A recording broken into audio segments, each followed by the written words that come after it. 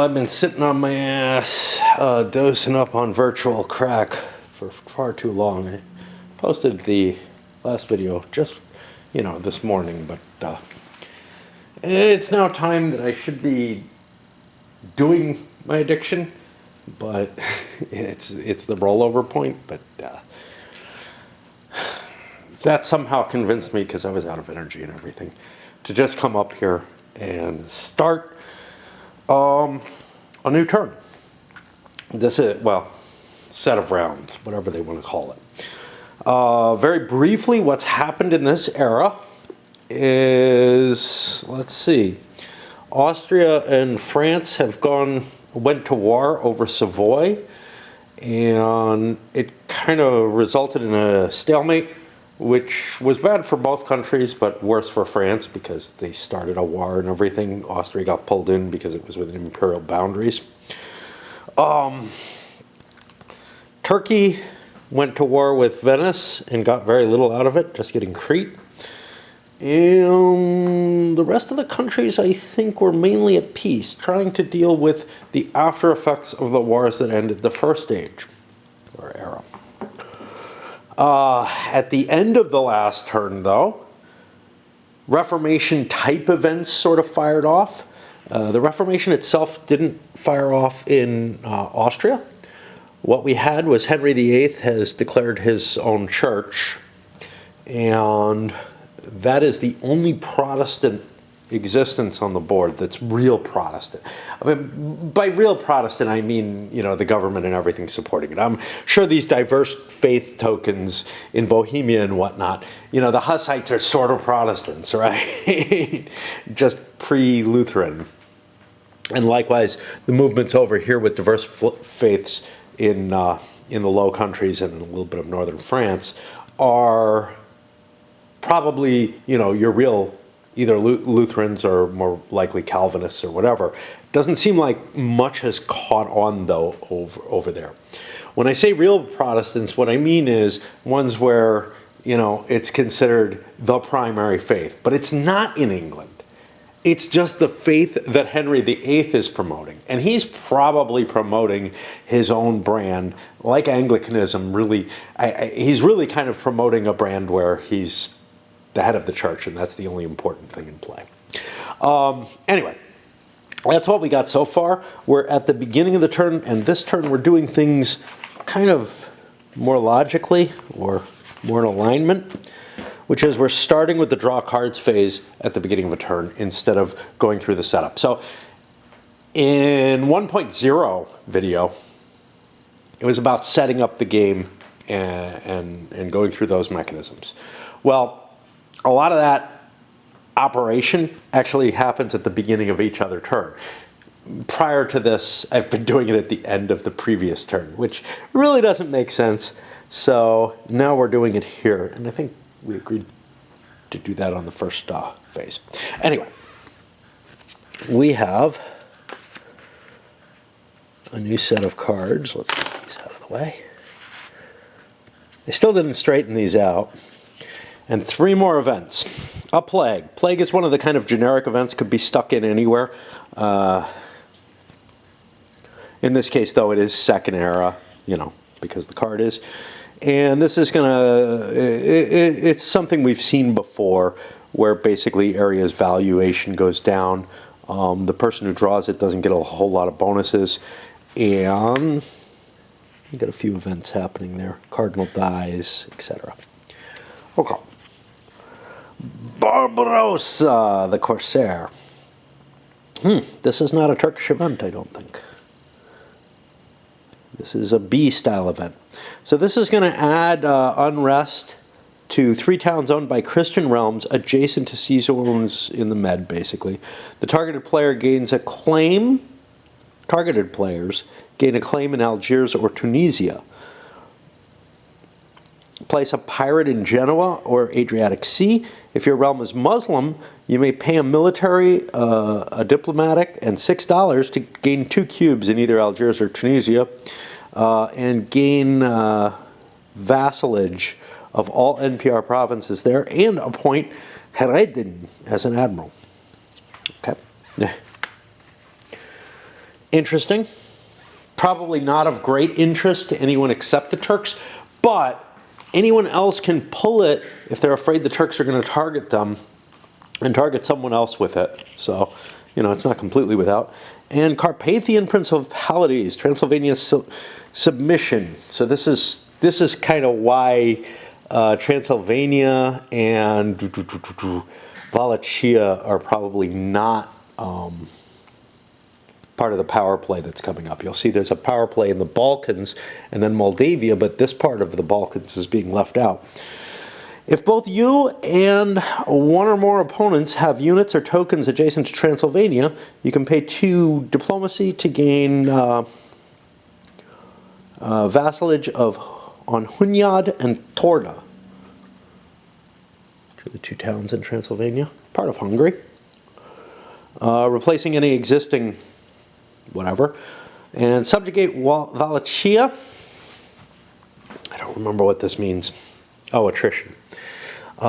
If you have 2 or more units in Wallachia and Bulgaria, pay a military to either receive $8 or gain a vassalage on Trigoviste and Bazua, which are, I guess, the Bulgarian territories. Is that Bulgaria or is that Wallachia? See, Sofia seems like Bulgaria, so I'm going to say that's Wallachia. Replacing whatever's there. Well, right now that's nothing. So this is an interesting one over for the Poles and maybe the Austrians and Turks to play around with. Maybe. Both of them require something, though. This one requires military units, and this one is only units or tokens for Transylvania. So the Transylvania one's a little easier to trigger. And now our starting player is Poland, and I'm going to go through, you know, that standard sort of consideration of, and I know I'm repeating everything, I'm so talkative now, of the missions that they want, and they don't know if they want this one. They've got one they've already accomplished that I don't think they played. Well, maybe they have because they're down to 1 card. But looking at the missions and then determining which cards they're going to draw.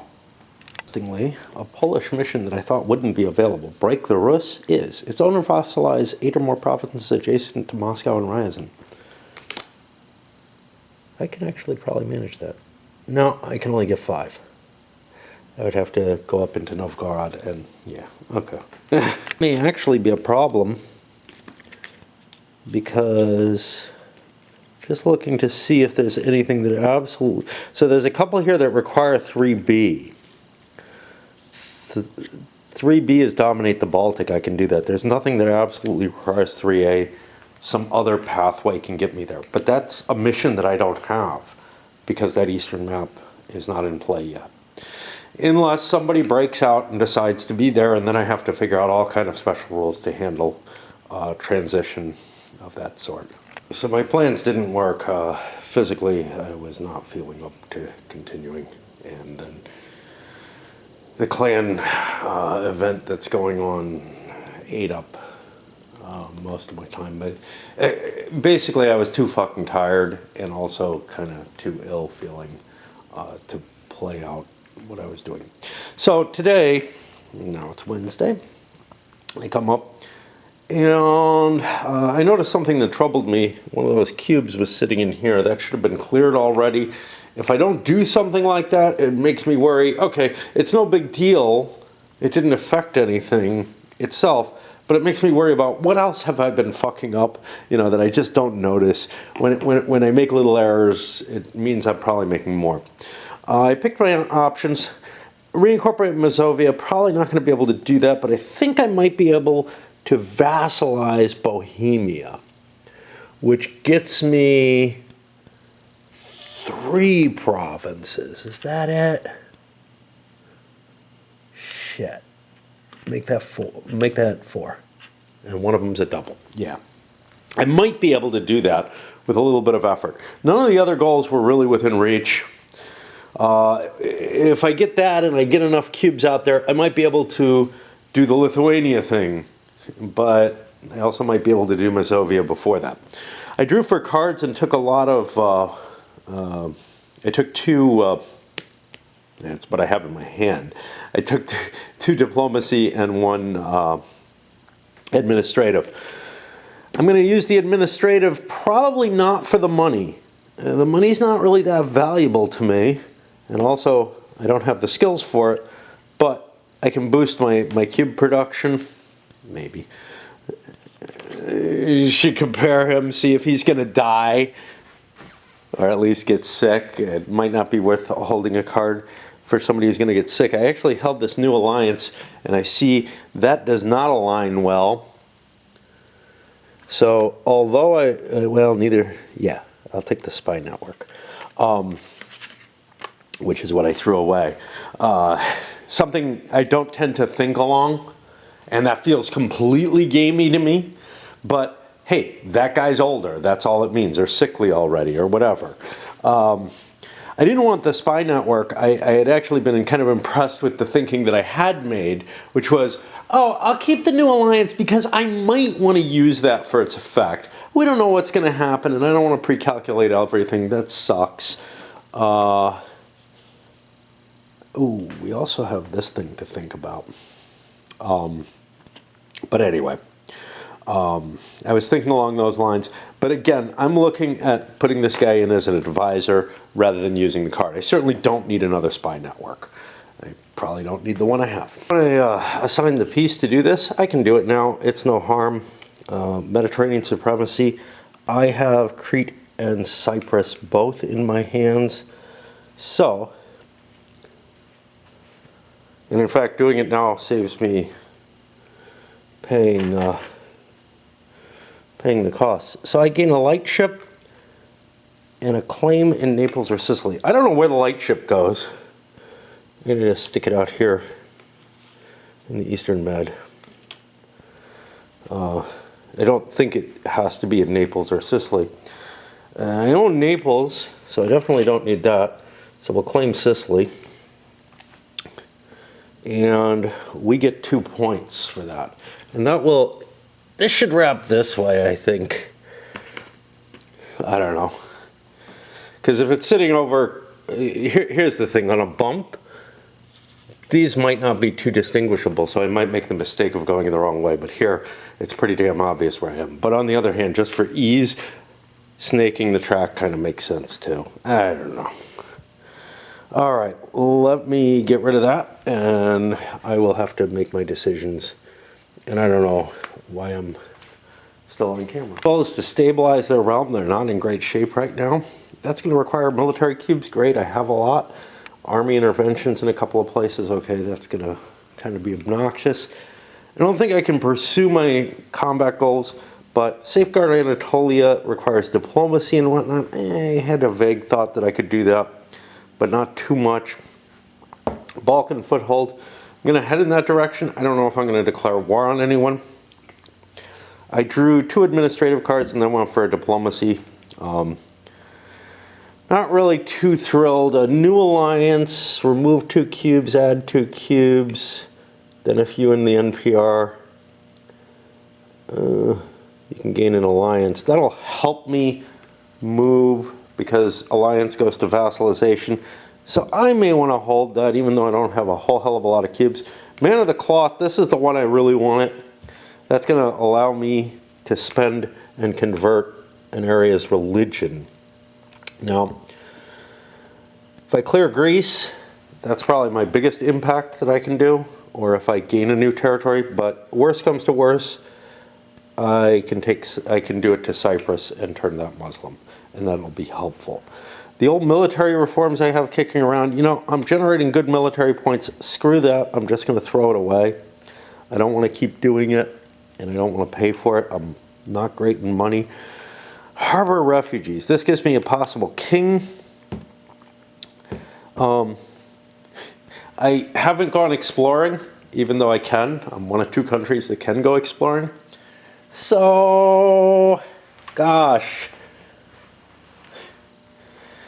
I mean, getting extra cubes isn't going to really help me, but appointing an advisor from the top 5 discards, I don't know.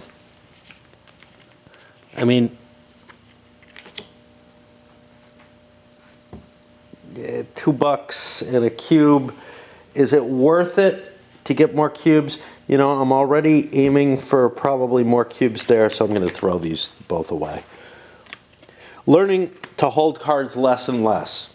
They're a drain on your resources to hold, and if you can't justify them pretty much out of hand, I don't think it's worth it, especially when you don't have infinite money. Not feeling too hot. This is interesting. The Barbarossa card. I see. If your realm is Muslim, you may pay to either in Algiers to gain this and appoint Haydn as an admiral. I'm confused by this card. So, most of these cards have a marking. Most of these event cards that have a ruler have a marking for a nation. This one doesn't. And I don't know what happened. So, in the case that your realm is Muslim, you may pay all of this, gain all of this, and appoint the admiral for that cost. But I think if you don't do that, the player of the card can take him as an admiral, whether Muslim or as a king, whether Muslim or not. This might be very valuable for the French. Let me look up the rules on that, because they've got an interregnum right now, and no royals in hand. Now, of course, if they draw royals, they may choose not to, but this is a pretty decent leader. I think this is handled in the rules. Again, there's so much color and everything, and the way the rules are structured, I tend to skim things and may miss. There's no question of that.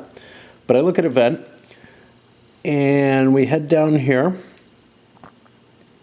Resolve any symbols at the bottom from left to right. Okay. If the event is associated with your own realm, you must replace your current ruler with the ruler on this card. If the event is associated with another realm, that player may choose whether or not to appoint the ruler on the card.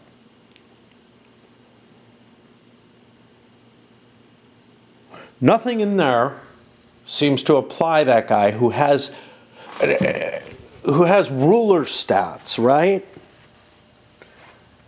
Nothing seems to apply him to be able to be used as a ruler. Then I go here, and I had forgotten this, but with an unpicked event, if it has a historical ruler on it, the player associated with that event can pay 2 admin to appoint the ruler. Normally it's free. If another player if you pick the event, you must take the ruler. If another player picks the event, you get the ruler for free. I don't think we had a case where we had an unplayed event, an unpicked event, trigger a ruler, but I would have just taken him for free. And I don't see anything over here in the standard events side of things that says a damn thing about this. So I'm left with a couple of options. The rules as written, basically, if I interpret it with the rules as explicitly written, there is nothing that allows anybody to take this as a ruler.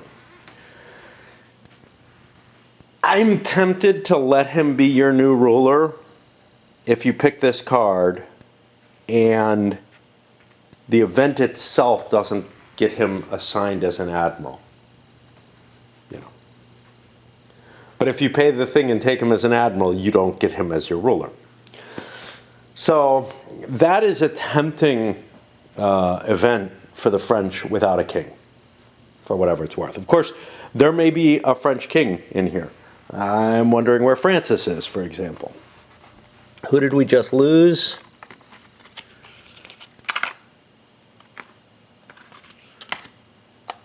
I don't know, let me look. Just lost Charles VIII. I always associate Francis as about the same age as Henry VIII because the Field of Gold thing, they were both considered young men.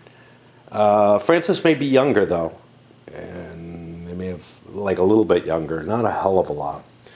Or maybe he's not in the game. You know, I don't know. I would think that there's a royal, that the historical royals are are covering most of the time for most of the countries. Anyway, I don't know what all that means, and I'm still trying to figure out everything else at the same time for France. Meanwhile, my tea is low enough, and I'm feeling kind of discomfort again. My gut is really giving me trouble. That I think I'm taking a little break. Right, back in with the French now.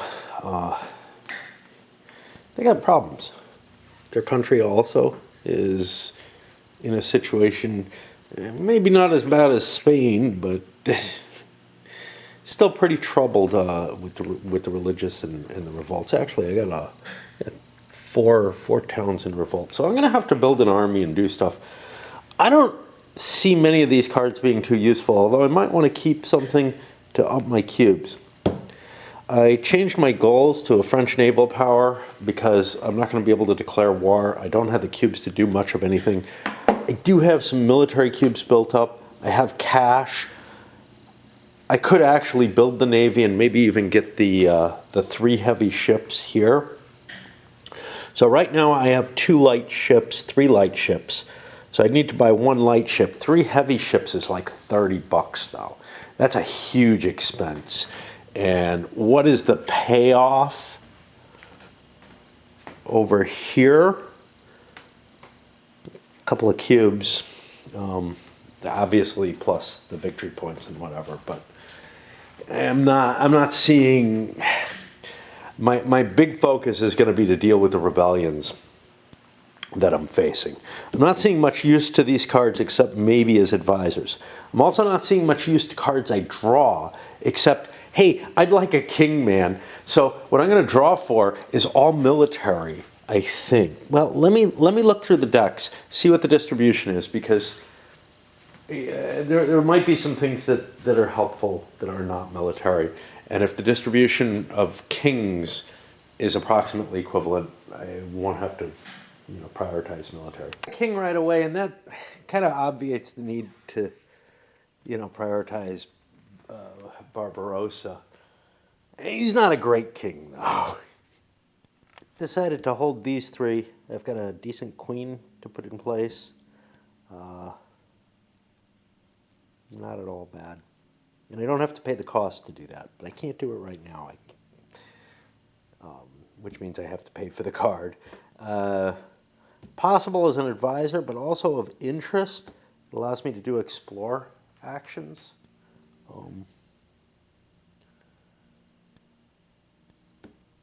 Presumably a little cheaper. I don't know. I don't have my card kicking around. I don't know what I did with it. Explore.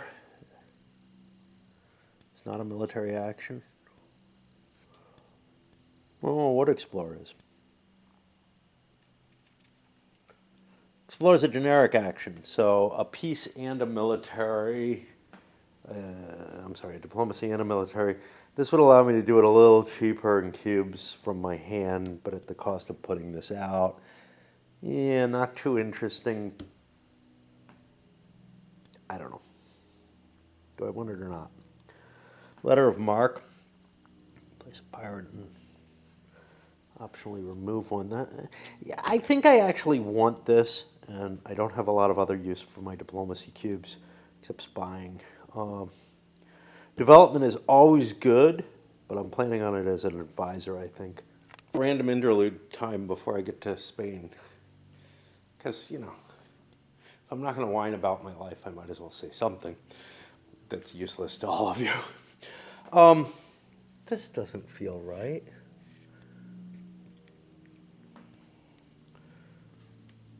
These 2 are from the wrong set. Okay.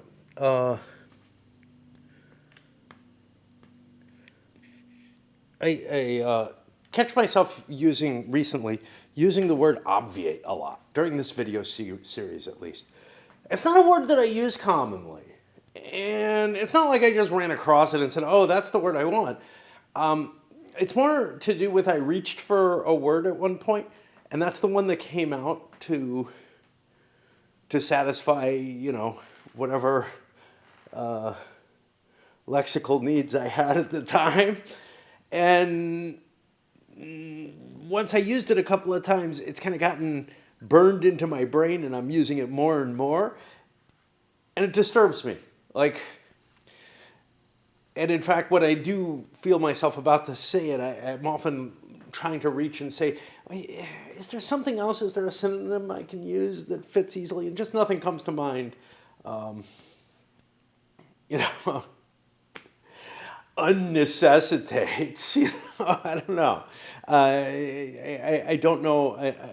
I could certainly, create more complex structures rather than use the single word, but and that would actually appeal to me better, right? There's something very wrong when somebody is using the same word again and again and again too many times. And it's starting to grate on me. It must be absolutely like horrible to everyone else, but I don't know what to do about it because it's just sort of the weird nature of how words like that are somewhere deep in the back of your brain somewhere, very seldom used, but fit in a certain location, and you just keep using them again and again, and they become kind of like a buzzword, even in your own little echo chamber. I mean, it's not. I understand a lot more how it works when you're in social situations and other people are using it and you want to use it too. Not really you want to, but you're just getting so used to it, right? But it happens even all by myself, which is to me kind of odd. All right, Spain has nothing, huge debt, some problems, bigger problems up there. Oh, why didn't I claim this? Have a claim on a territory facing the Caribbean Sea, either gain 3 cubes or a claim in the Antilles. I'm going to grab the claim in the Antilles because I have 2 colonists. Why is that a core? That cannot be. I get a victory point, and this is completed, and now I look for other things. I don't know why I don't resolve these. This I can handle now. It should have been handled earlier, honestly. I picked up the Spanish main goal and the form Spain goal. I'm not thrilled about any of this. Colonizing is an administrative, and that costs a total of 4, I guess, between colonists and administrative capability. I'm not going to be able to do any of that. I mean, I have 2 cubes in each, and I could, but I drew, because my internal problems are more pressing, I drew a couple of admin things, both of which I like. One is an increased stability, which will help solve my problems. Because my stability is so shitty, it's actually -3. I can play this for 0. I don't know if that's the case. It might be a 1-point minimum. But that'll help in some cases. Man of the cloth, I can convert an area to Catholic by playing that. I can play around with the papal curia, but I don't want to do that. It costs money, but that's okay. And then I picked a royal marriage. I had no cards to begin with. Do I want this? I already have a marriage with the place I really need it. I really want to form Spain. A diplomacy and a military allows me to explore, which is, of course, interesting. I could explore down in Africa or something. Get on another map. Oh, I don't know. By the way, let's take a look at the New World one. You may use your ships when performing an explore action. Huh. So I would have assumed that this is called Quest for the New World. I would have actually assumed that the African route would be open. Because Portugal, maybe Portugal picks it up first thing, whatever. But they're not questing for the new world. They're questing for a new path. Of course, so at least technically was Columbus. I'm really torn on whether I keep this. Pretty much an admiral. I could use him as a general.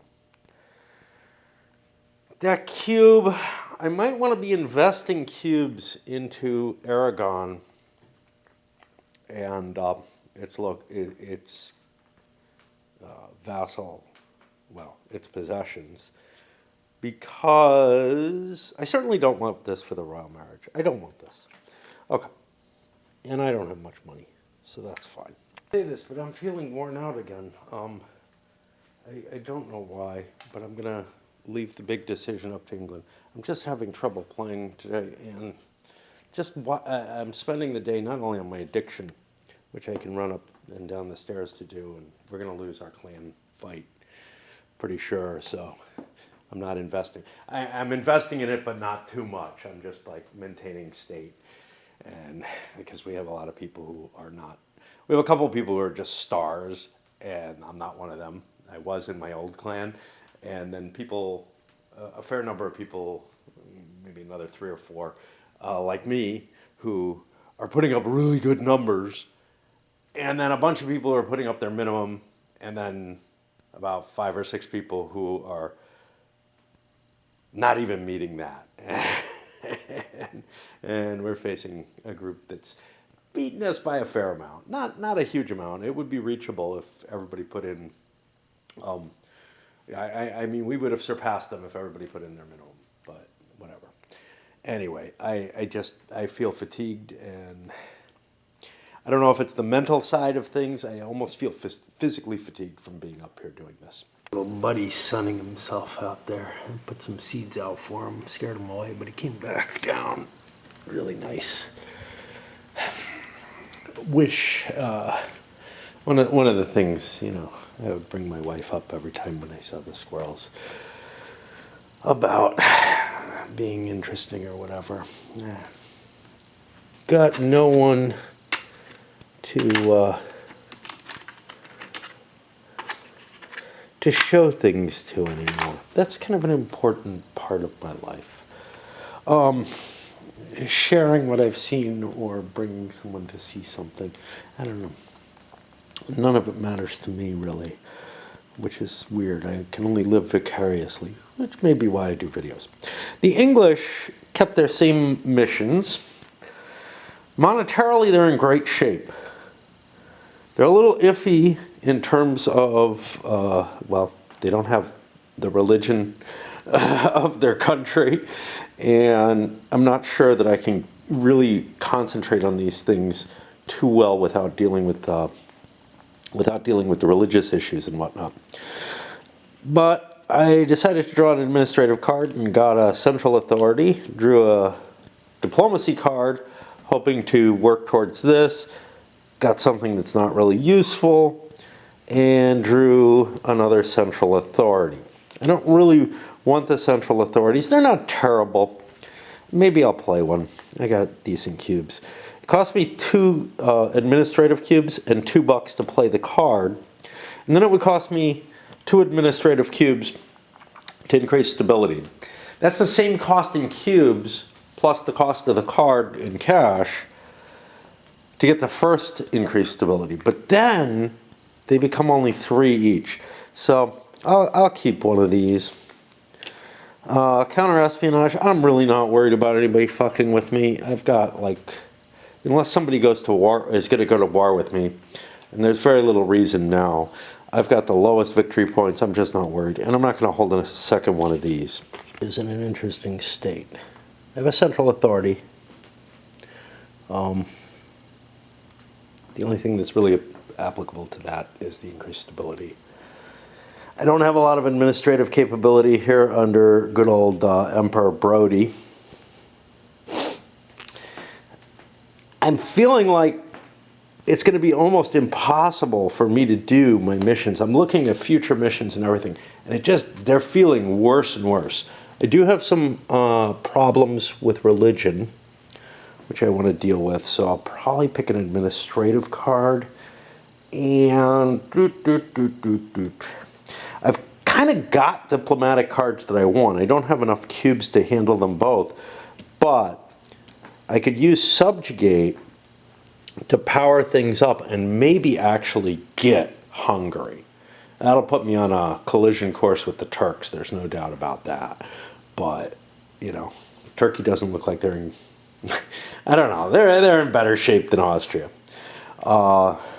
I'm very worried about this Defend the Empire, but additional cards are really hard to find that'll work for me.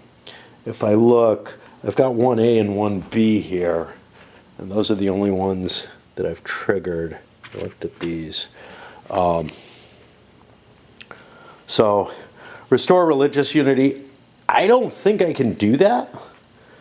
I don't think I can become Counter-Reformation. Let me look up what is required to do so. A couple of places I found that discuss state religion. I can switch between Catholicism to Protestantism. I cannot become Counter-Reformation except through an event. Now this is disturbing because I would really like to be Counter-Reformation, and I don't know how to do it.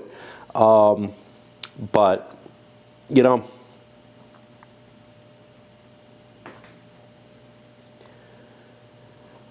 is this more likely than Defend the Empire? The event might come up. I don't know when the Counter-Reformation starts, but there's no way I'm going to succeed in this. Owner vassalized two of Franche-Comté, Namur, Luxembourg, or Holstein. No non-HRE provinces owned by non-HRE opponents. Right now, or no HRE provinces owned. Right now, Spain owns this. France owns stuff over here, and I've got a truce with them. I'm not going to be able to fix those problems. So I'm going to take the restore religious unity in the hope that I just kind of fall into it through an event.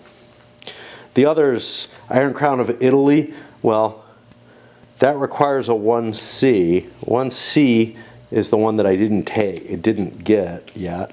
The Burgundian inheritance, yeah, that's not going to happen.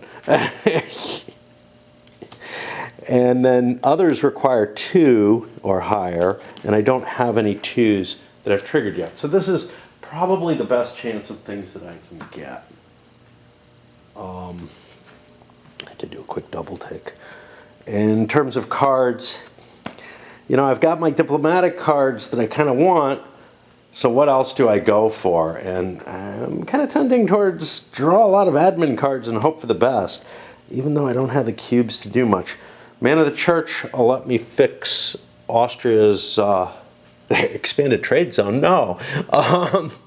Diverse faith problem, and try to bring that into alignment. And I'm happy about that. I drew an exceptional year, which are so damn useful.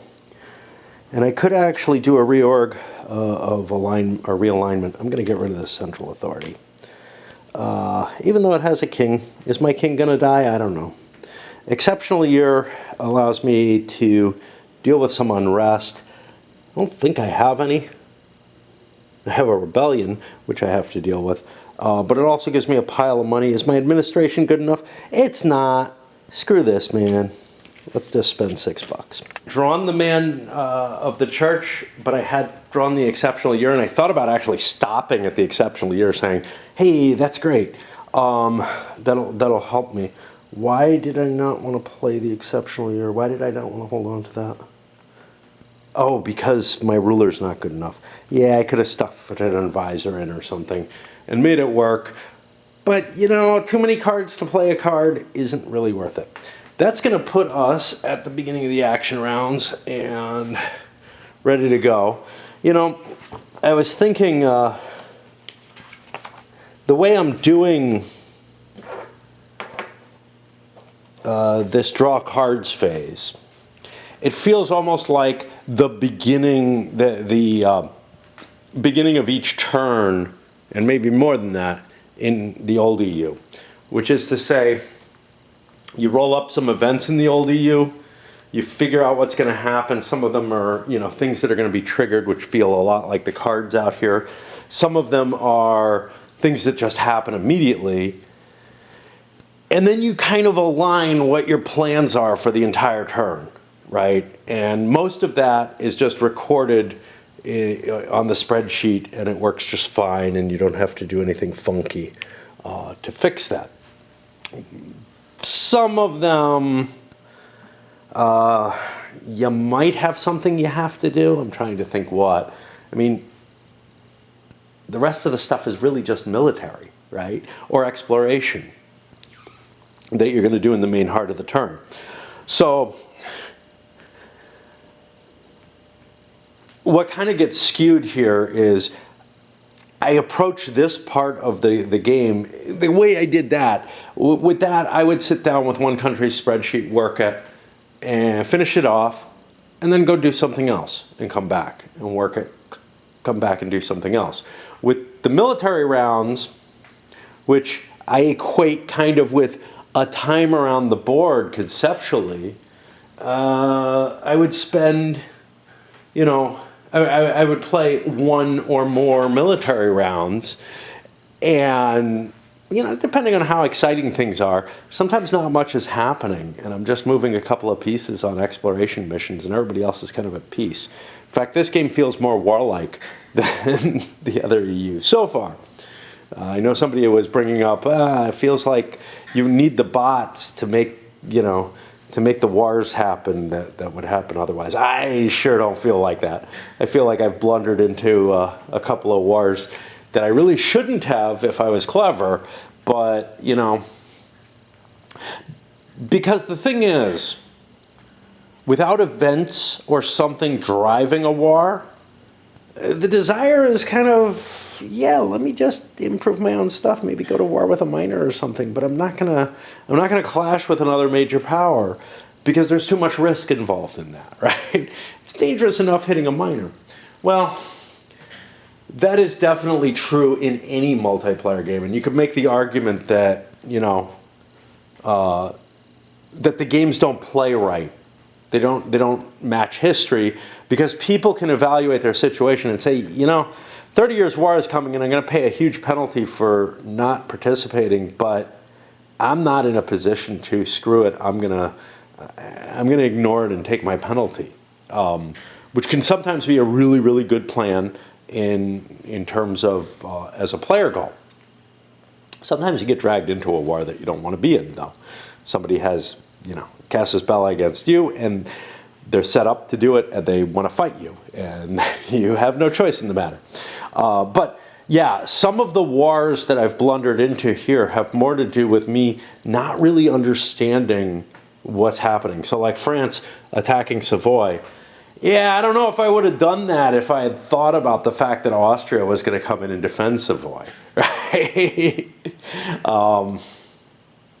You know, so we might have had a suppression of wars there. And that, again, it's a real argument in favor of, generally, these games don't favor going to war constantly.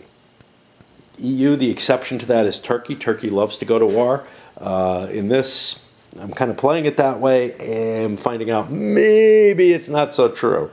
Maybe I need to do recuperation turns in between. But yeah, if you have the bots in play, you know, they may play more realistically than players would in terms of historical accuracy.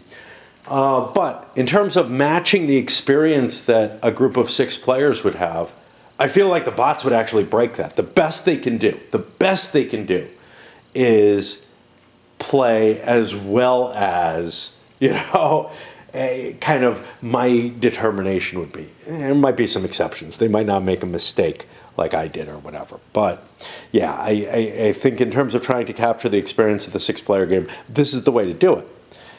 Now, if what you want to do is capture the experience of the computer game played solo, the bots are probably the better way to do it. But I don't want to do that, right? I don't play board games in order to try to recapture an experience that I can play on the computer with no problem whatsoever.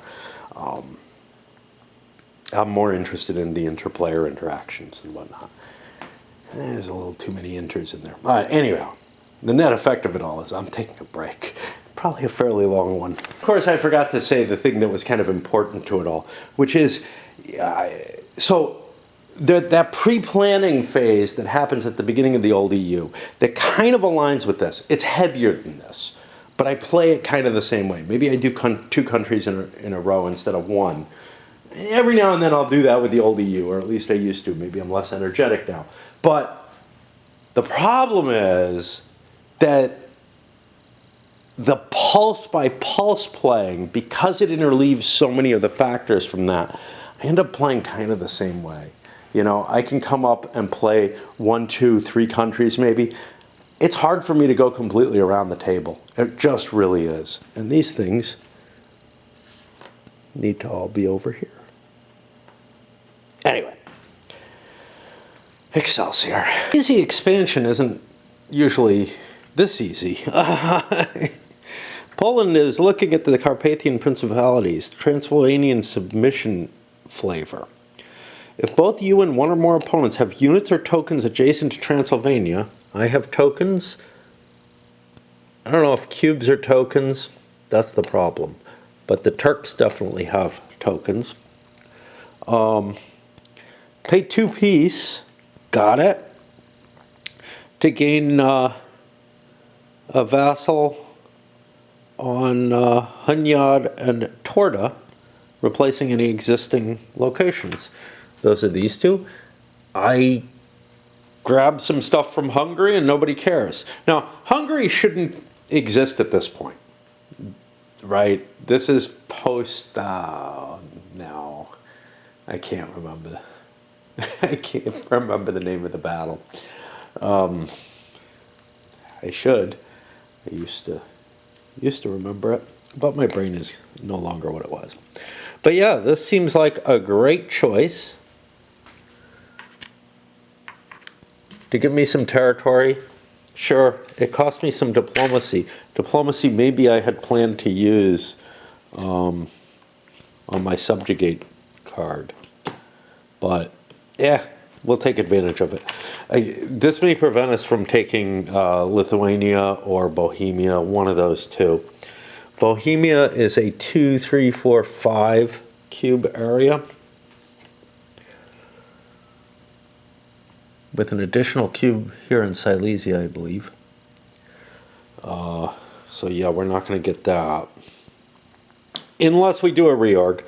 And I don't remember what Lithuania is. It's huge. 1, 2, 3, 4, 5, 6, 7, 8, 9, 10, 11. 11 cubes. 2, 3, 4, 5, 6, 7. I would need 4 more cubes there. I'm not going to be able to vassalize all of Lithuania. But I think I can grab Bohemia.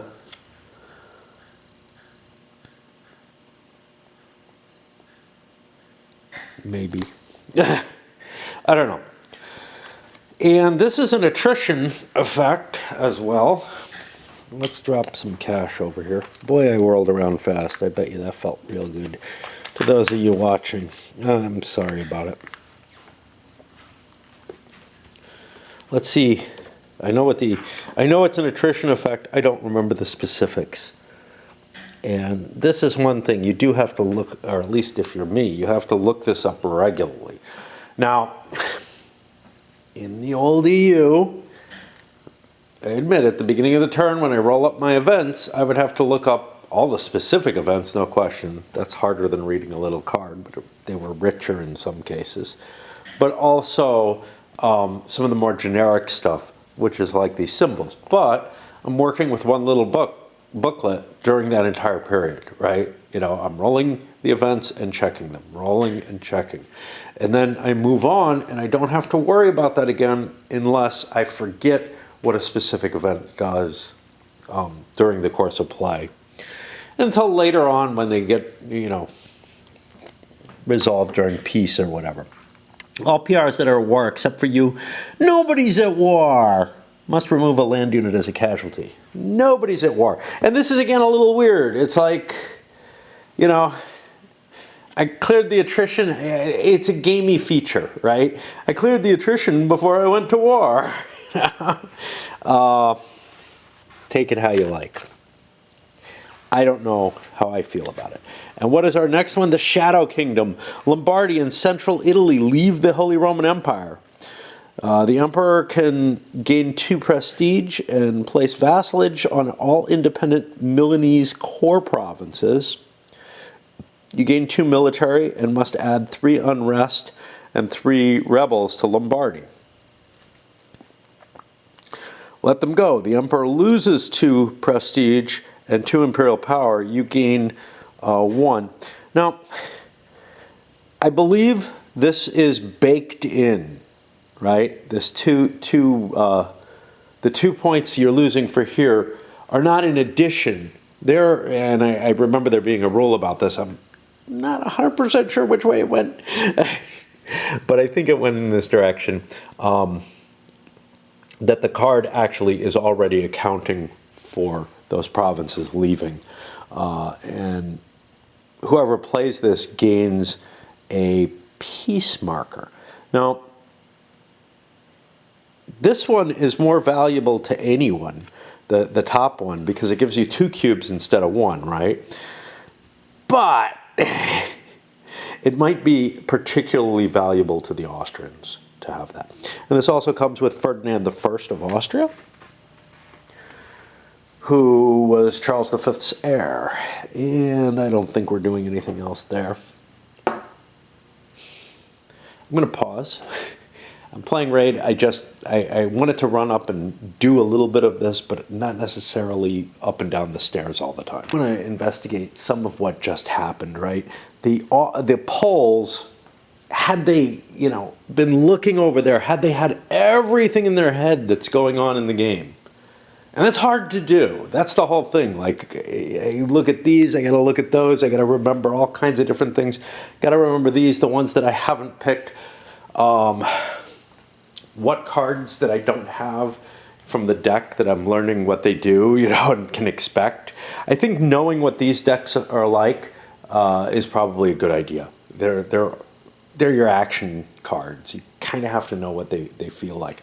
And there's no compendium that tells you what the more common ones, things like subjugation, etc., are going to look like. That's not horrible. Like, I don't mind the fact that, I don't know because I hadn't played. What I mind is that it keeps dropping off my mind, and I don't know what I need to do to prepare myself for the cards that I might be drawing next turn, or even this turn. Anyway, I might have prepared to do this, and what I had prepared to do is different, right? I think I was aiming for Bohemia. I may not be able to do Bohemia now because of what happened. The other thing is, this is not something within the struggle for Balkans, which is kind of interesting too, because I'm not getting points for this, although I'm pushing into regions where I was getting points. I had this, damn it. Right. Again, event convincing me to change plans that I should have made based on the events, but Barbarossa looks too good to pass up for the Turks. I add unrest to 3 things owned by Christian realms. Spain is in the lead, so let's hit them. These have to border the Mediterranean.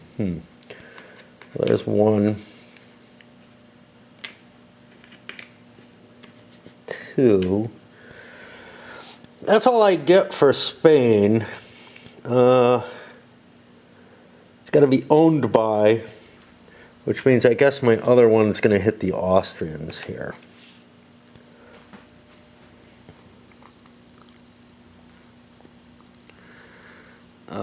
Targeted players gain a claim in Algiers or Tunisia. Okay. Yeah, what's Austria going to do with a claim over in Africa?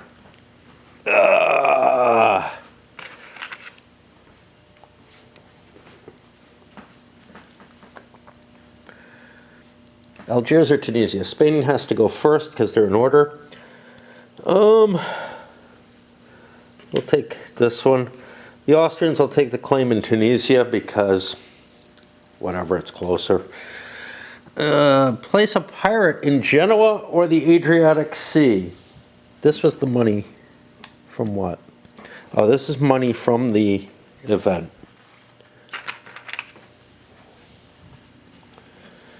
This is within reach of me, so we'll put a pirate there.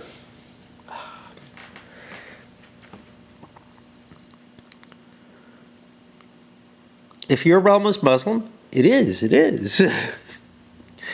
You may pay 1 military, 1 piece, and $6. This was the part that was painful to me, is spending the money, because I'm in debt and want to invest in fixing my realm. But to gain 2 cubes in either Algiers or Tunisia, we'll take them in Tunisia, and gain vassals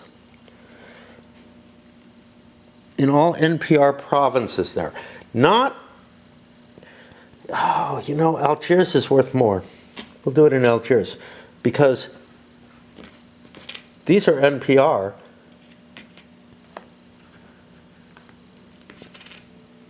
They're Portugal, but it didn't say all Muslim NPR or anything of that size.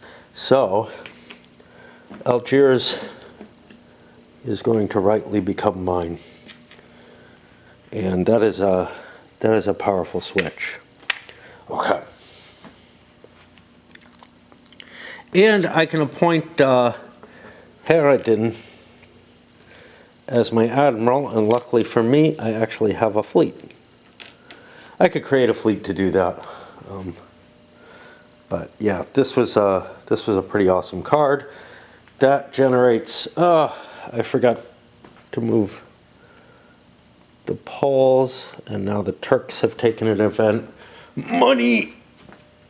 That's my back. It likes to scream sometimes. And it's not in good shape these days. And one new event, claims in Italy. League of Cambrai, France gains claim in Lombardy. You gain a military and a claim in Venetia, and must take a free declare war action targeting Venice. That could be France, by the way. Austria is married to Venice, so they probably don't want to do it. I think that would cost them an additional stability, even if the card is in play. We can claim France loses 2 prestige and a claim in each of Lombardy, Central Italy, Naples, and Sicily, if they have no cities in those areas. They have no cities in those areas. They do have a claim, so they would lose something. And this gives me Francis. I told you he was coming. All right. Moving the boat. The French plan was to play Marie rather than wait around for Francis. Francis is a good leader, though. I'm going to delay the decision. I kind of don't mind. So, I kind of don't mind if somebody goes to war with Venice. That's fine. It could be Turkey, could be a lot of people. But I would get good stuff out of that. I also kind of don't mind if somebody takes the weakened claim, because although I don't want to lose these things, I also might have to pick that myself, because I don't know if I can afford a war with Venice, unless Turkey goes to war with them. Turkey can't. Turkey's got a truce with Venice. Okay, Austria could, but Austria's got their own problems. So it's likely that I'd have to make a hard call on that. I don't really need a crown at this point in the turn. I'm not planning on declaring war on anyone. There's some other limitations, but I don't remember what they are. What I need to do, I think, is raise my army. But do I need to do some of these other things? Like, did I want to do a development task, or did I want to buy this guy? Tempting. Very tempting. I don't know why I have 2 developments in there. Something feels like I screwed something up. I think I'm going to build my army and see if I can handle the revolts first. So I'm allowed to build an army in here. And that would be 1, 2, 3, 4, 5, 6, 7, 8, 9 size. That's pretty big. That's more than I have. I wanted to build an army here to be able to siege that without having to move. I've also got this one I got to siege. So I've got a lot of problems. But I can do all the builds with 1 cube. And that big, massive French $25 piece, plus a whole bunch of debt, gets me an army, an okay army.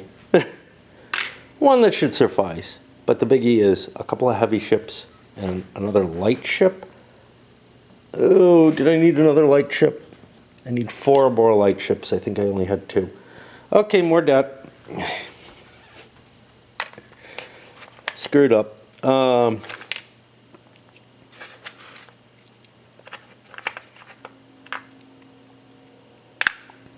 One more light ship. Why am I doing this to myself? Yeah, that's a good question.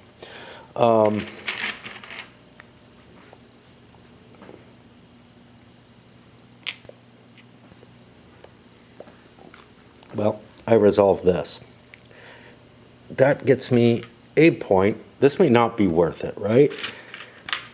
And 2 cubes. And I'm a little low on cubes, which is part of the reason why I chose to do this. And we look for France over here. I may have just sunk France's relatively okay economy down by doing this. Now, I did a build armies. I didn't do a declare war or anything like that. I don't get anything additional. But, wait a minute. I do get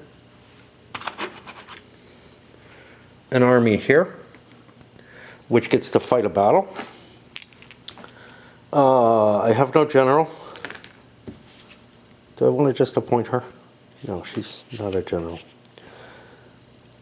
I don't have a general. Okay. So I get 3 dice. I have cannon with me. And my enemy only gets 2 dice because I have... No, my enemy gets 3 dice as well. I cause 3 hits. That's good enough. I take 1. And I've defeated these. I showed up in there. I get a cube. So that didn't cost me any cubes. That's cool. And the ship moved on. The restriction is that a card can't go below 0, but it can be 0. So I'm going to play this card. Gain a stability. Yay. And remove one of these things. I don't know which one.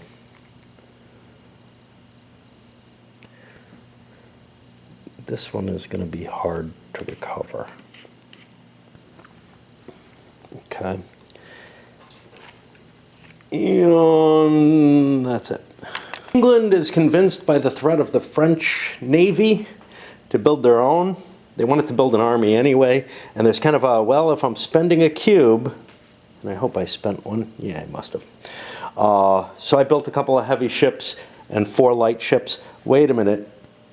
Oh, fuck. I feel like I added up to buy 3 heavy ships, and I may have not placed them all. Take 2 more debt.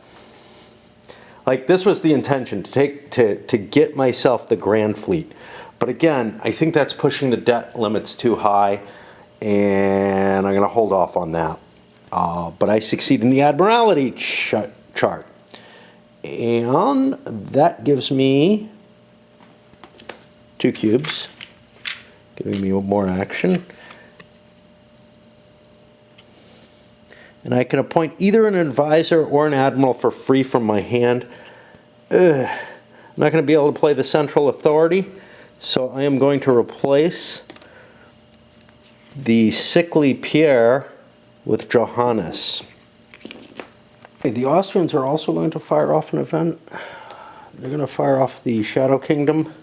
I'm not thrilled with this for a number of reasons, but I want to make sure I get the right result that doesn't screw me over. I'm going to need to build an army to deal with this, that I can march into Lombardy and deal with that. That's my feeling with it. So, Lombardy and Central Italy leave the HRE.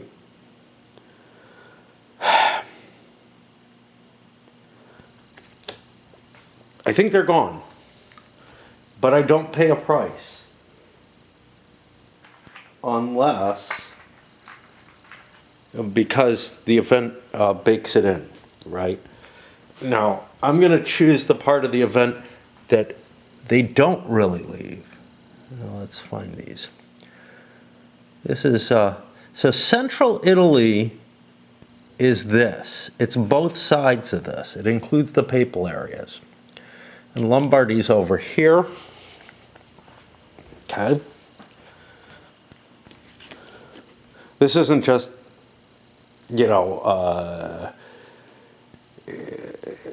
color text. This is the event actually happening. In force and authority, the emperor gains 2 prestige, always, and may place vassals on all independent Milanese core provinces. I gain 2 military cubes. Oh, shit.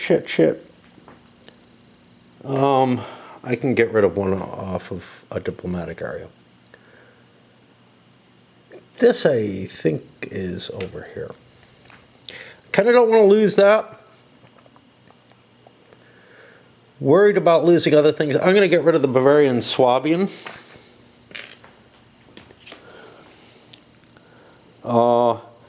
And must add 3 unrest and 3 soldiers to Lombardy.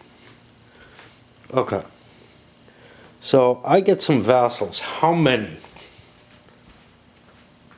What is Milanese?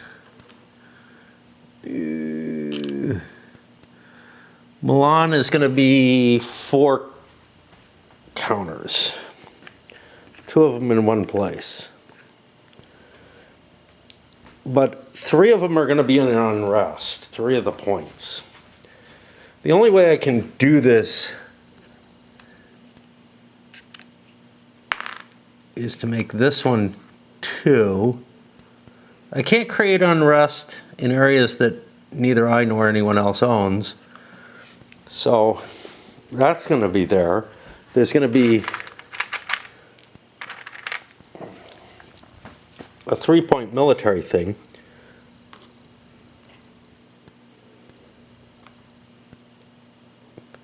Somewhere, I can't have that there. Jesus, it's so hard to see what's going on. Luckily, I'm down here. Somewhere it tells me that the action card doesn't apply. Let me find that. Loss of imperial authority for areas that leave as a direct consequence of an event is accounted for in the event effects. So by fighting this, even though they're leaving, I can let them go. I can regain those provinces conceivably, but right now I can let them go without cost by doing this. And we have a new emperor. Well, we have a new Habsburg ruler. And again, I think I've got cubes in enough areas, and no one else does. No one else has an electorate. So I feel safe, but let's just look at the rules, make sure that I didn't just, you know, elect the Poles or something. I don't think I did. Imperial election. If I have 4 or less with the current ruler is replaced, that's the case. I'm down to 3 now. An election is held. The PR that receives the most elector areas gets this. The PR that has the most cubes, including imperial cubes in an elector area, gets the vote. Ties for the most cubes are decided by the emperor. An elector area with no NPR provinces where all vassals belong to a single PR will automatically vote for that PR. A PR that has its capital in an elector area gets the vote from that area. If eligible, it feels like there's multiple ways to read this. Okay. And I think you're allowed to be counter-reformation, which is one of the goals of the Austrians. In addition, like somewhere they talk about religion.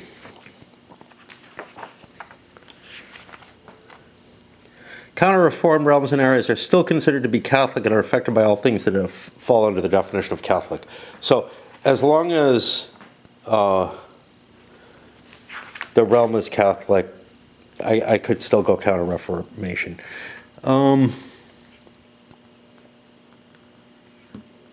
Okay. If the imperial electorate is below +3 following the election of a new emperor, it increases by 1. That's something I forgot, I didn't take into account. So +4 is the minimum that the emperor can be at.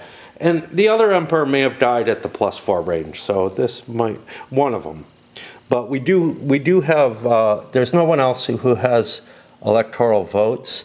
Now, I am only allowed, I think, 1 or something. I don't remember.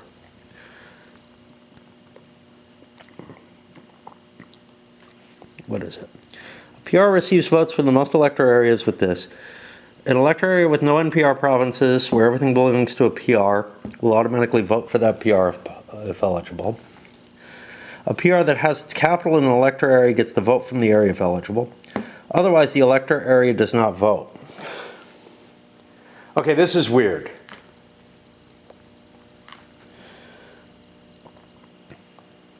The PR that has the most cubes in an elector area receives the votes. That seems to be the first step, right? But then, an elector with no NPR provinces, they don't talk about NPR provinces here, where all vassals belong to a single PR, will automatically vote for that PR if eligible. Eligible? If they have the most cubes? A PR that has its capital in an elector area gets the vote. Otherwise, the elector area does not vote. To be eligible for re-election as emperor, you have to follow the official election. PRs that are not HRE members or those with interregnums can still be eligible. If no PR is eligible to be emperor, the emperor title remains with the current, but things drop by 2. If it's below 3 following the election, it increases by 1.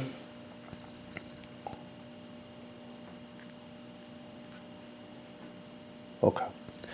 I'm not sure quite what this is meant to represent. I'm not sure what I'm not sure what the rules are actually saying here. My feeling is that these are in the wrong order. That and order isn't even really implied, but that if you have the capital, if you have your capital in an electorate area, you win that area. So, you know, if you are the king of Bohemia or the Count Palatine, you will get that vote as a player, no matter what. But other than that, the only cubes that are in the empire, with the exception of a bunch of English cubes in Lower Saxony, are Austrian. And some of them are in electoral spaces. No, there's an exception. Hold on. There's the Poles get a vote. Yeah, so the Poles are getting a vote. The Rhineland is definitely voting for the Austrians. And I'm having trouble finding any other electoral areas. Westphalia votes for the Austrians. Right now I've accounted for like 3 electors. There should be 6. Brandenburg's a 4th one. Is there one hiding here? I don't know where the other electors are. They really ought to list where the electors are. I know that I found them elsewhere. I don't know how to find them. It's not an issue right now. The Austrians are winning this, but I'm pissed off because I can't find the elector markers on the board, like the little symbols. Does Austria have one? That would be highly unreasonable. But there should be more than 4. And ideally, some of these should not be, so here's the thing. There's 1, 2, 3, 4, and then there's the ecclesiastical electors as well. So, but they're kind of aligned, like Cologne is part of the Westphalian electorate. There may just be 4. I thought there were 6, but I'm not seeing 6 anymore. So I don't know. Where are we? We just did our event. We're tired as hell. We've gone around the board. I need a break. My T is low. But yeah, I really wish there was a list of the electors. There we go. Elector areas are indicated on the board by this. I found it. To count as an elector area, the area must contain the capital of at least one HRE member. If all such capitals are owned by realms whose capitals are different areas, the area is not counted as an elector area. That's cool. It still doesn't help me. It doesn't give me an enumeration of them. The other reference to elector areas was page 5, which is going to show me on the map an elector area somewhere. If I scan this very carefully, it's not going to help me. There we go. Elector area 25. It shows me a couple of them. That's Bohemia and Brandenburg. We know about those. We don't have a number. I'm going to look on the Western map, see I don't know what the hell it's called. I need hands. This sheet has something interesting. It's not what I'm looking for, but you will see there's little electorate gone markers. That may indicate the loss of the electorate in areas. Is Sicily part of the Imperium? It would make sense, but I find it kind of weird. No, it can't be. It can't be. I don't know what the fuck those symbols are meaning, but strangely enough, Naples and Sicily are marked with those little, not an HRE member, only used for realms in the HRE and Italy section. What? Ah, okay. But some of these are. Like Flanders was an HRE member. So I don't know why. Oh, maybe they're on the other side of the border. Doesn't look like it, but maybe. It's hard to tell. So like Burgundy is not.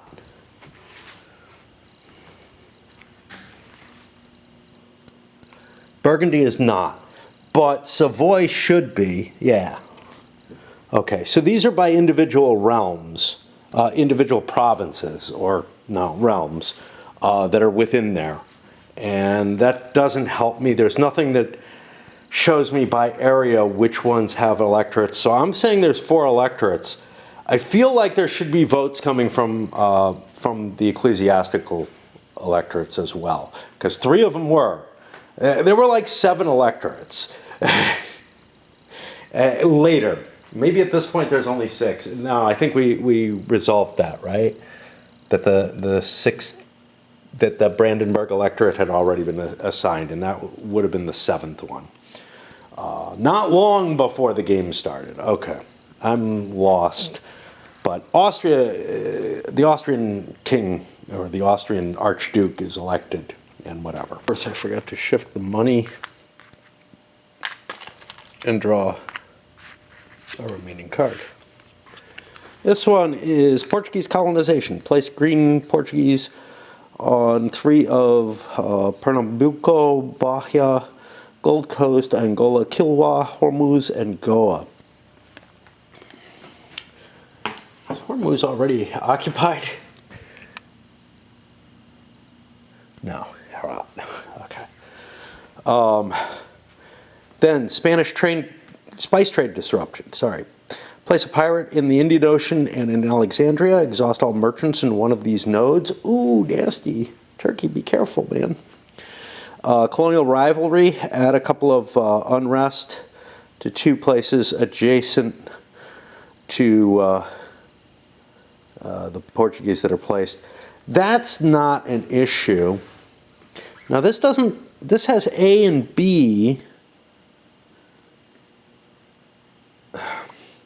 There's no or between them, but I think you select one or the other. Yeah. I don't know why I'm having difficulty understanding that right now. It just looked different this time. In a very restrictive situation, in terms of their cubes and what they can do, they actually need to do a reorg to get 3 cubes into their diplomacy so that they can put 2 cubes down in Bohemia and then subjugate it. Do I want to discard cards and draw other cubes? I mean, the exceptional year, it's $1 to play. That's no biggie. The spy network, it's $2 to play. It's no biggie. And I'll be clearing cubes off the board, right? Subjugate gets rid of... Yeah, subjugate will get rid of all the cubes that I put there. Plus I have these. So I think I'm okay with all of this. I think I'm reading islands wrong, okay? This is the area. So I don't have to actually leave Crete to attack Rhodes. I can just siege it. And that's what I'm going to do.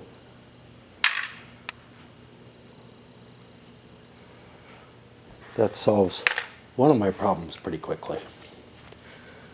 In fact, I might actually not want to do that. What I might want to do is declare war on Naxos. Fight a naval battle with them. Fight a land battle with them. That's this army. And then siege both of them with one cube. So we're going to do it that way instead. I have a claim that'll allow me to get rid of unrest in 2 places. So I declare war. I get an immediate naval battle.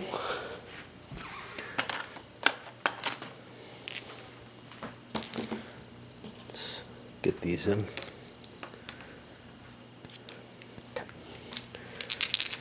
I have an admiral. They have 1 ship. So I get 3, 6 dice. I caused 2 hits. I didn't need to roll all that. They get 3 dice now. And do cause a hit. I'll take that on a galley because galleys are cheaper, right? Now I fight the land battle over there with Naxos, where I have 5 dice to their 1. And shit. My 5 dice, though, I can only get 2 hits. I only need 1, but artillery count as well. I get my hit. On their side, they get 2 dice because I have the military drill. And they do cause a hit on me. That's not good. But I won the battle, so I get my cube back. Yay! That worked out well. French will siege this. They have not used an event. Do they care? Not really. Not really. That has, let's see, this is a large town, so that's going to cost me 2 cubes to siege it, which is a shame, but it is what it is. With the Spanish, I wanted to, I don't remember what I did with them. I don't remember at all. I think this army existed already, so maybe I didn't screw up. Maybe they did something else. But I wanted to build troops over there to start quelling the problem in Flanders. Now, I can only get 2 units in Flanders. That's the problem. 2 units, maybe I played a card that got rid of an unrest or something. I don't know. I don't remember. So actually I can build three units in Flanders. And one of them could be an artillery. Unfortunately, it's going to cost me money to do this. And money is something I'm low on. But it's what we need to do. English also perform a siege. getting rid of their one problematic town. Are we facing any real problems? Just looking, this could be problematic, but the Spaniards may be helping us out there enough. Austria built their event. What is this going to do? This is not going to affect us. What about the other Austrian event, the one that we took? There's a problem going on. That's over here. We have to deal with that. Okay. That's a 3 rebel army. Yeah. Those are rebels. So we want to be able to handle that. What is our army like? We have janissaries. We don't have artillery. That's problematic, but that's okay. So let's see. What kind of army do we need? We need to be able to siege that. That is trivial. That's just a cube issue, and the rest is just what we want to face. All right. It's going to put me to a break point. I built up the army. Maybe a little bigger than I need. Maybe not. Maybe I should put it on the board. Maybe not. One interesting thing, Ferdinand here has a high military capability, but he's a shitty general. This is something I like, and this is honestly kind of what I would think about, say, Henry VIII. I feel like he was more willing to spend on military than he was actually effective, but it's, I don't know. What do we got for, yeah, see, Francis, they rate really well on military too. So if they're both good generals, they pair off against each other and match. You know, whatever. I would give them both 2 dice, I think, instead of 3, just as a... All right. England buys, they only need to use 1 cube, enough cubes over in Bohemia that they'll be able to subjugate it. He spends, let's see, 1 cube, I think, right? Because I have artillery, so I can hit both this, which I grabbed, and oh, low on cubes, man. This, which I need an occupied marker for.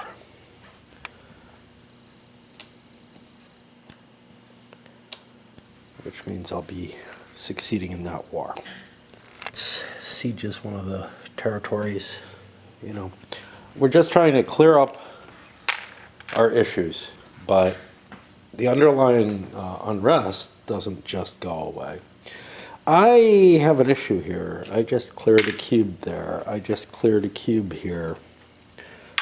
Poland did not, but I'm not absolutely certain that I haven't screwed something up beyond that. Let's check the Spaniards. He has to fire 2 cubes to get rid of these 3, because I only have 1 artillery. Hey, it doesn't make a difference. I would have to fire 2 cubes anyway. But that resolves my revolts rather nicely. I still got 1 down there that I got to deal with. Don't have the cubes in place to deal with it, and I may not necessarily want to, but I really don't like leaving territories in revolt. England is going to reorganize, get some cubes over on the military.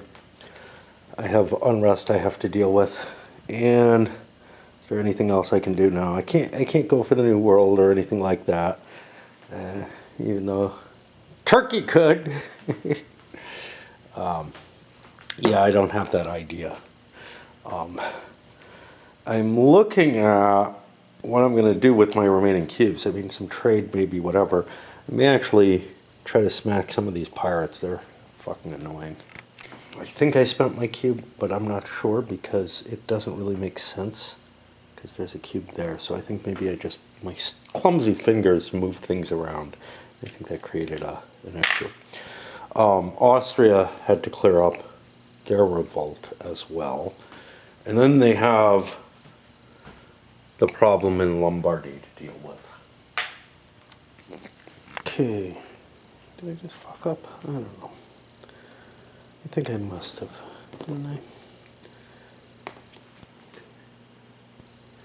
1, 2, 3, 4, 5, 6. No, I think I'm okay. Alright, so I played the subjugate card here, and vassalized Bohemia, which gets me this. So I get a claim or 2 cubes in any areas with Hungarian or Bohemian core provinces. I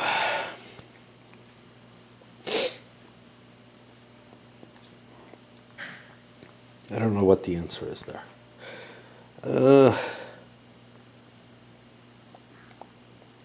I mean, it's about the same cost, right?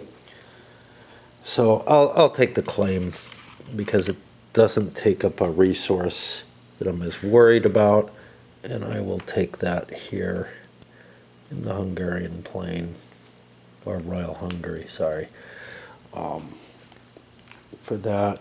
And I get a big 5 points in addition. Now, in my addiction,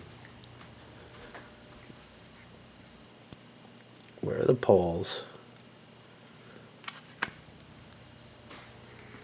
One of the reasons I'm not playing much, first of all, I'm in this clan fight, but also there seemed to be some kind of glitch going on where I was getting free energy for at least a couple of draws.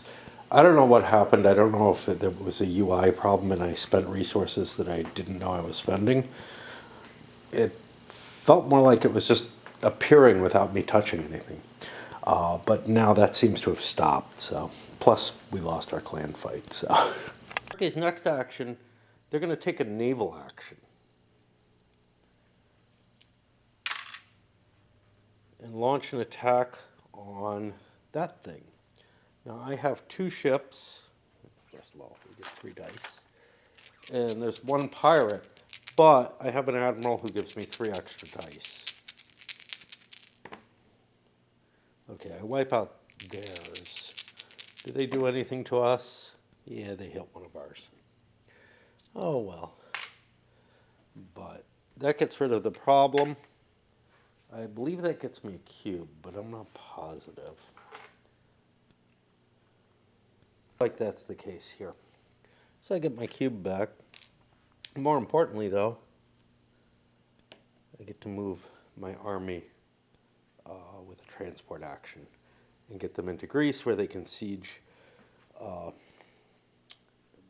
additional city, take that under play, then I can try to stabilize things or whatever. I got this recurring problem of more cubes than all sort of the other nations. And, you know, if you're in the top half, that's one thing. But if you're way ahead of even, you know, 2nd and 3rd place, and that appears to be the case here, really, you're just not going to run through your cubes. Now, what that means is, even though you have a dynamic and energetic ruler, the fact that all the other nations don't means that, yeah, yours is still better than theirs are, but not by much.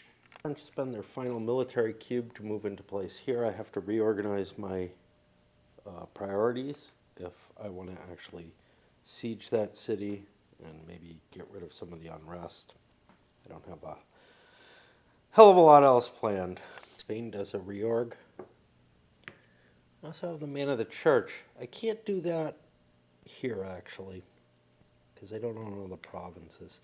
But I've got these diverse religion areas that I may have to do it in. Got to make a tough call here. I think I am going to want to use a military cube to try to deal with those pirates, rather than using all 3 of the cubes to deal with some of my unrest. I can't deal with all of it. Jesus, I have an extra ship. What the hell?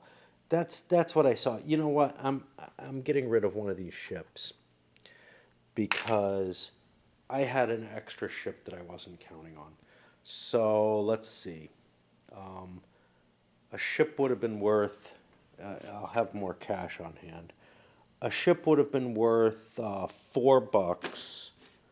I have $1 left. that would have been one of these loans I didn't take out. I just did not see that ship.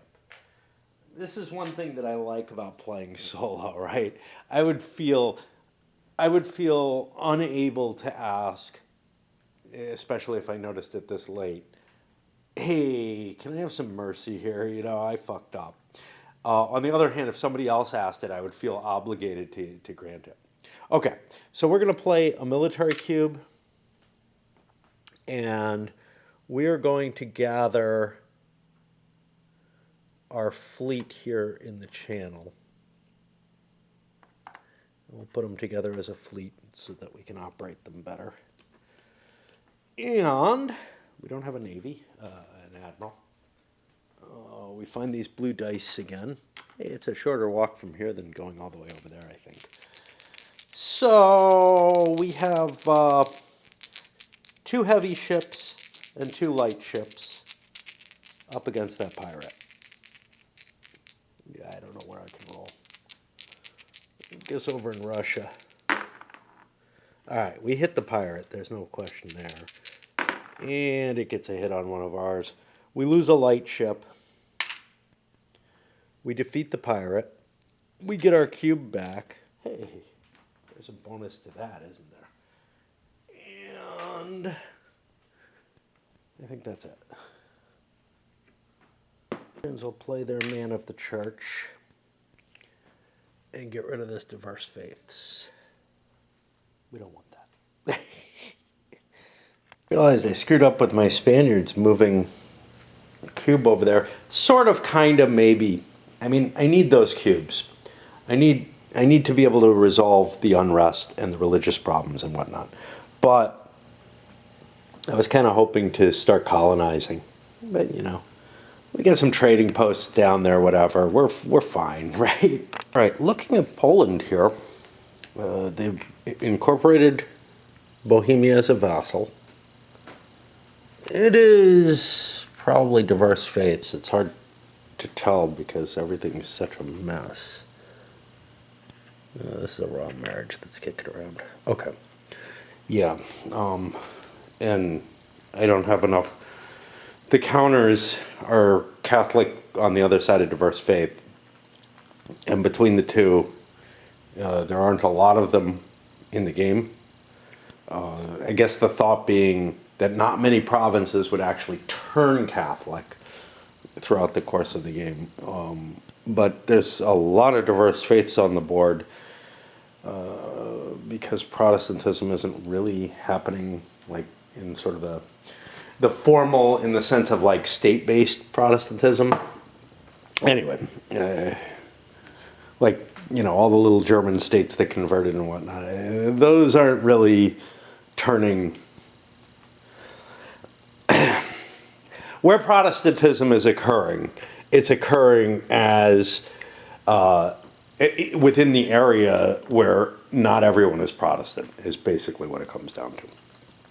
And there are some Catholic conversions that are on the board.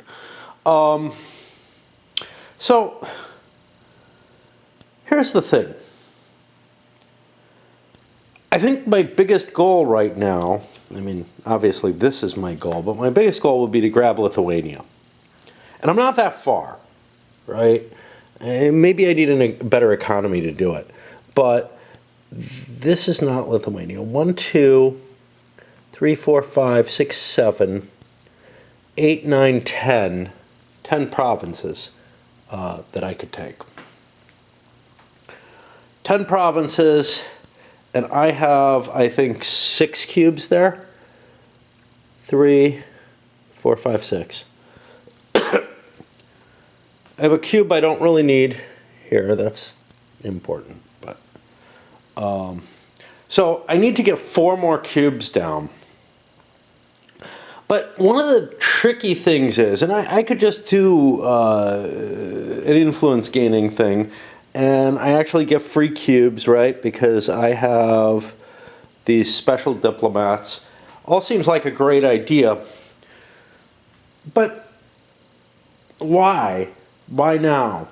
One reason is, hey, if you save up and don't do it now and wait until you get a subjugate card, what you may find is that you don't have enough turns to do everything you want to do, and you end up, you know, constantly with excess cubes that you're not using. That's definitely possible. But nothing is really like burning a hole in my pants to get those cubes on the board. And in fact, there's strong reasons not to put them out on the board and leave them out there. I've got a lot of cubes still on the board. I just refreshed my pool where I'm not going to have trouble anymore, although these guys are available to give me no trouble as well. I could pick on Spain. Spain's doing well. You know, use the spy network against them. But again, we're early in the game. Spain's not a threat to me. Turkey's a threat to me. Turkey might be worth hitting. Cause them some additional problems. That might actually be a good goal. Other opportunities that are available. Look, I have a claim to Hungarian territory, and Hungarian territory is particularly important. I might also want to try to reobtain what's here. What kind of army could I put together? Because there's a couple of places that I could go to war with that seem of value. I can't go to war with this without fabricating a claim. So, but that would be a better goal, maybe, than moving against something up here. So up here, there's a 3-point territory. I probably don't have the power to siege that, but I probably do have the power to grab Riga.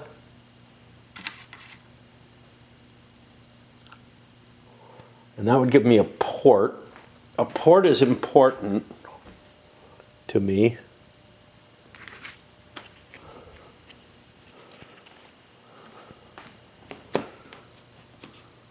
For the Polish Navy, but I need 2 of them.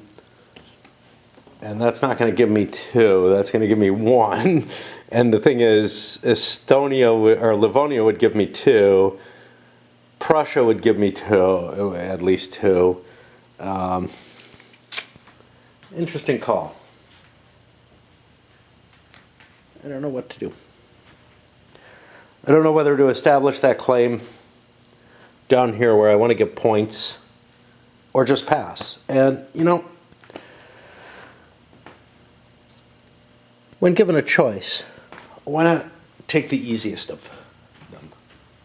Let's just pass. Move this marker down. And there's some argument for the, hey, you probably should use your spy network there. What could I do? It would cost me both cubes to do just about anything that I do. Cost 2 cubes and only 1 action here. I think the best thing for the spy network is to sit there with 1 cube to reduce the cost of certain events, particularly the counter spies, just in case somebody fucks with you. All right. I know that was long-winded and everything. I'm punchy from waking up. It's been over an hour, but I'm still punchy. And last night really tired me out. Stupid clan boss, or stupid clan fighting competition. Best deal for the Turks, I spent the cash already, but I didn't do this, is to make Naples Muslim. Deal with it. It's a 3-territory area. I can't do it to the islands yet. The only real reason not to is that Naples is attractive to other people. It might be better for me to have turned the islands or Greece, but I don't own Greece yet. I would have to have taken it. I don't know. It's an ordering thing. I would have been better off probably taking Greece, but taking the rebellion out. But yeah, this is just too cool. France is struggling. I mean, this was a horrible time for this to come up, right? The League of Cambrai, I would love to do it. I gain a military claims in Lombardy and Venetia, and a free declaration of war against Venice. But I wouldn't actually have to prosecute the war, to tell you the truth. Because is Venice part of the empire? That's the important question here. Oh my God. Okay, the imperial border goes into Crane here. Okay, that's what's going on. This part of Venice, Venice itself, is not considered part of the empire. Which means, and also Austria is at truce with me, but I think they can violate that to defend the empire if it comes to it. What that means is that I could go to war with Venice, but I don't think I have transit of the imperial territory. I don't own. I could bring Milan in. This is gone. France can't have an alliance with someone's vassal. Didn't notice that. Yeah, so I couldn't even transit that. I have a navy and whatnot. But the basics is I could trigger this off just for the sake of getting a couple of claims in a cube.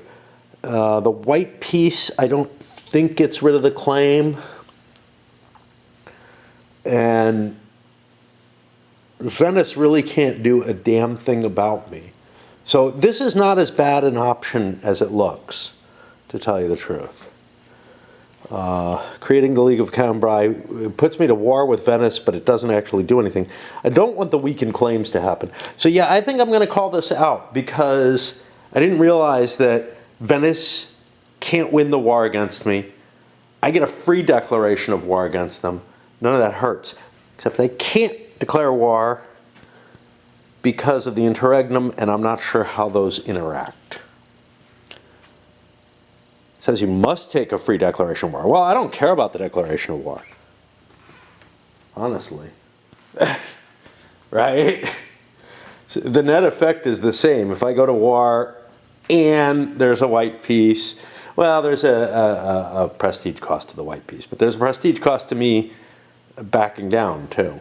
Counting this down based on the interregnum entry in the index, and I ran into this one because this is, I'm trying to see, can I declare war? Must I? Am I forbidden? I'm forbidden here during an interregnum. If the war is triggered by an event, any exceptions are mentioned on the event. This is not a cost to choosing this, right? France gains this, you gain this, and oh no. Yeah, I may not be allowed to.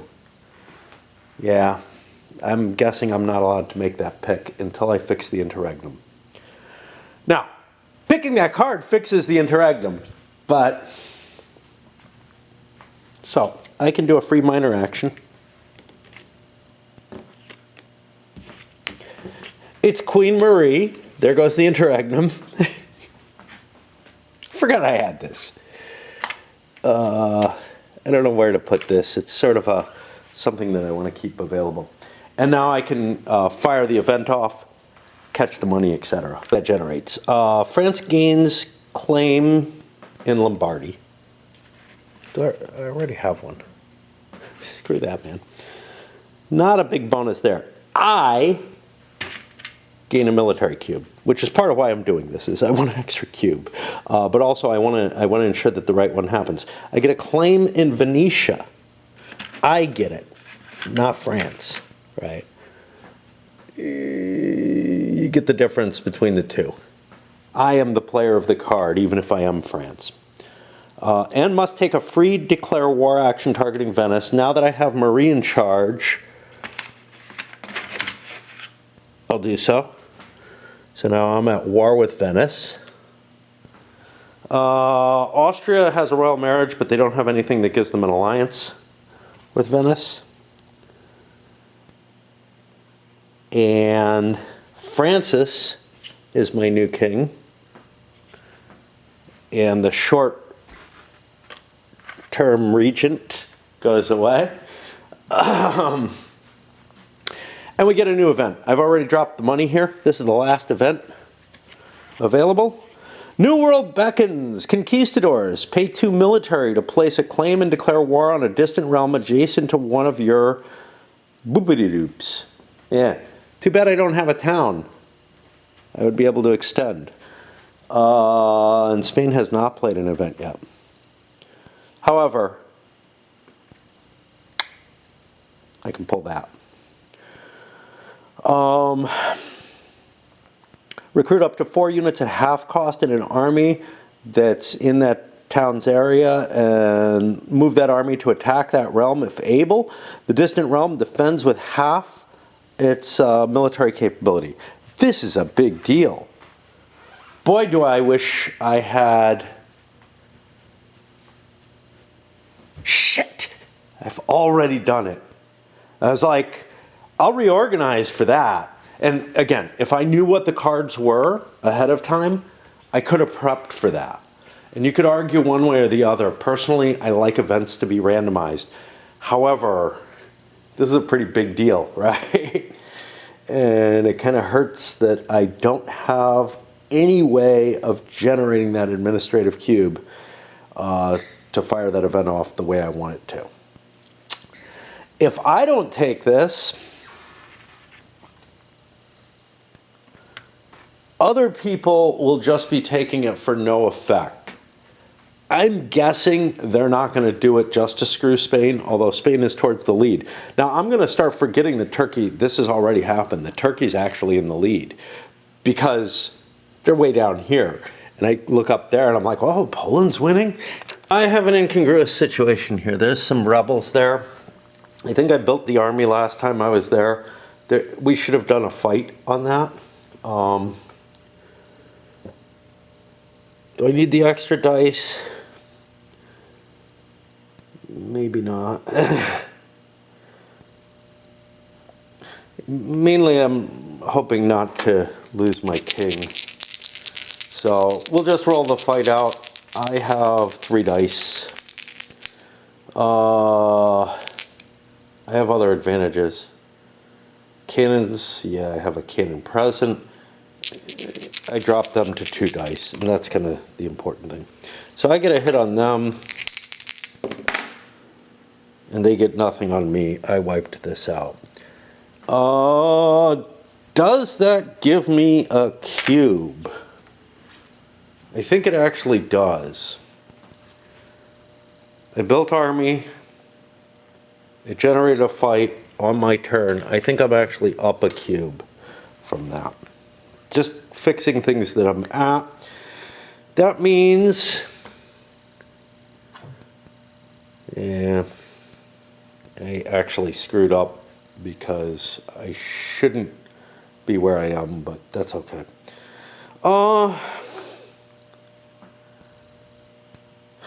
Do I want to commit my general to the march into there? I think so. I think at this point I do commit my Royal General and I move into here where I'm facing 2. Actually, something was just screwed up, but I think I did a siege in there before that wasn't allowed. Like the fight should have happened first, but that's okay. I think the net effect is correct. Unless there was a rebel army over here when I built the troops. So now I get 3 dice again, plus 3 dice.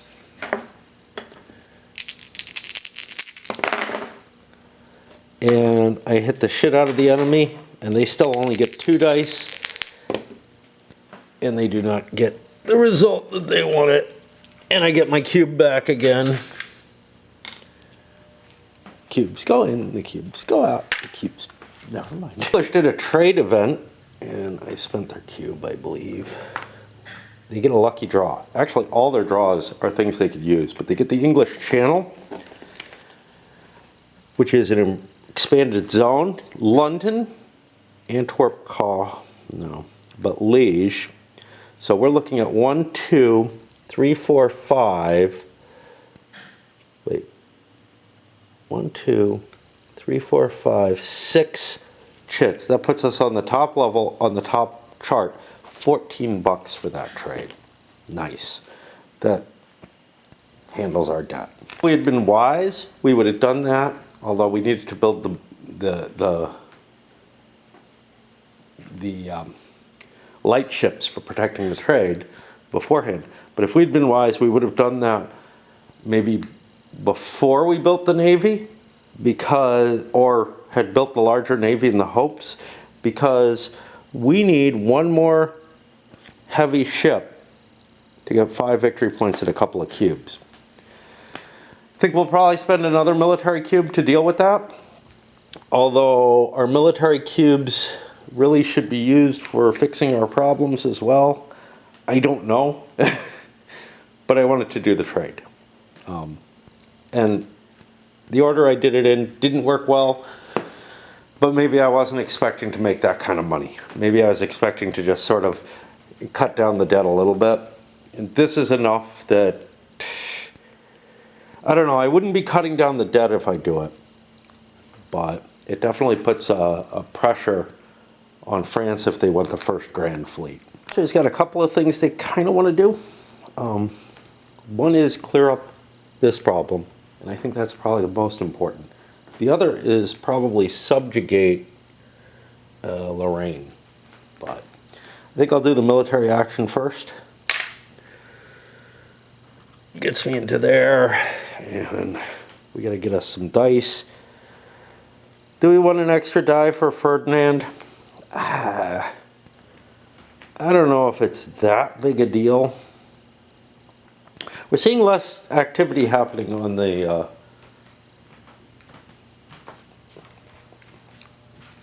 research side. The reason for that, there's a couple of reasons. One is it's expensive, and early in the game feels like it's going to have a big effect. But also, the cards that have been that allow you to do it haven't been showing up in the right places, or at all maybe, recently. Okay, yeah, let's just fight as we are. So, I cannot bring the Imperial Army into this. I'm not at war. But I'm just gonna... Oh, there might be a general there. Oh boy.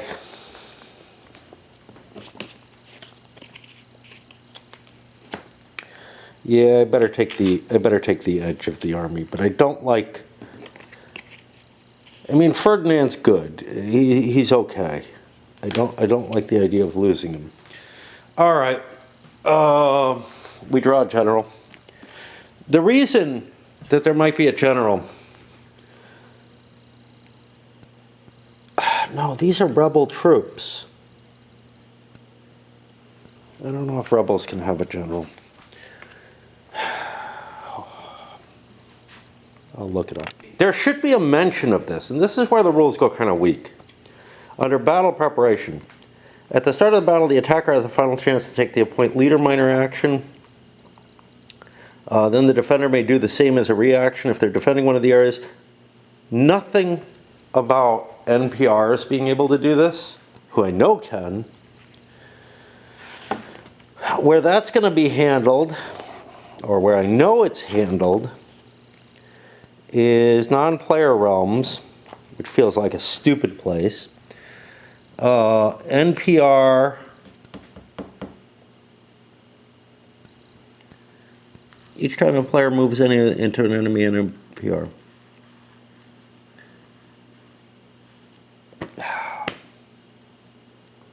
No, it's not there. I know it's somewhere. Now, these are rebel units, so they should be under rebels. It's also not here. But again, I don't know, like, where I'm going to find this particular rule, right? Somewhere I know there's a rule that if there's 3 or more armies, for an NPR at least, they get a random general draw. But I don't know where the hell that is. I remember it. Everywhere in the index where generals are mentioned. That turned out to be 3 pages. I know they're mentioned in more places than that. And that did not show up there. I just really don't fucking know where I'm going to find this. I expected, for various reasons, that it was in the warfare. Behavior in battle.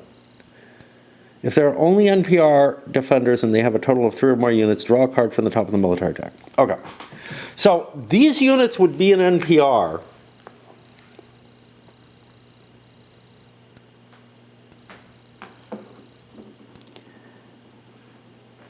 If I was at war, I think. But they're not really. Let's look at the counter mix thing again. Yeah, these are NPR units, rebels, and pirates.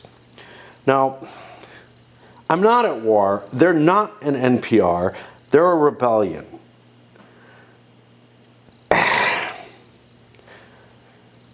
They're a rebellion that is associated with an event, really.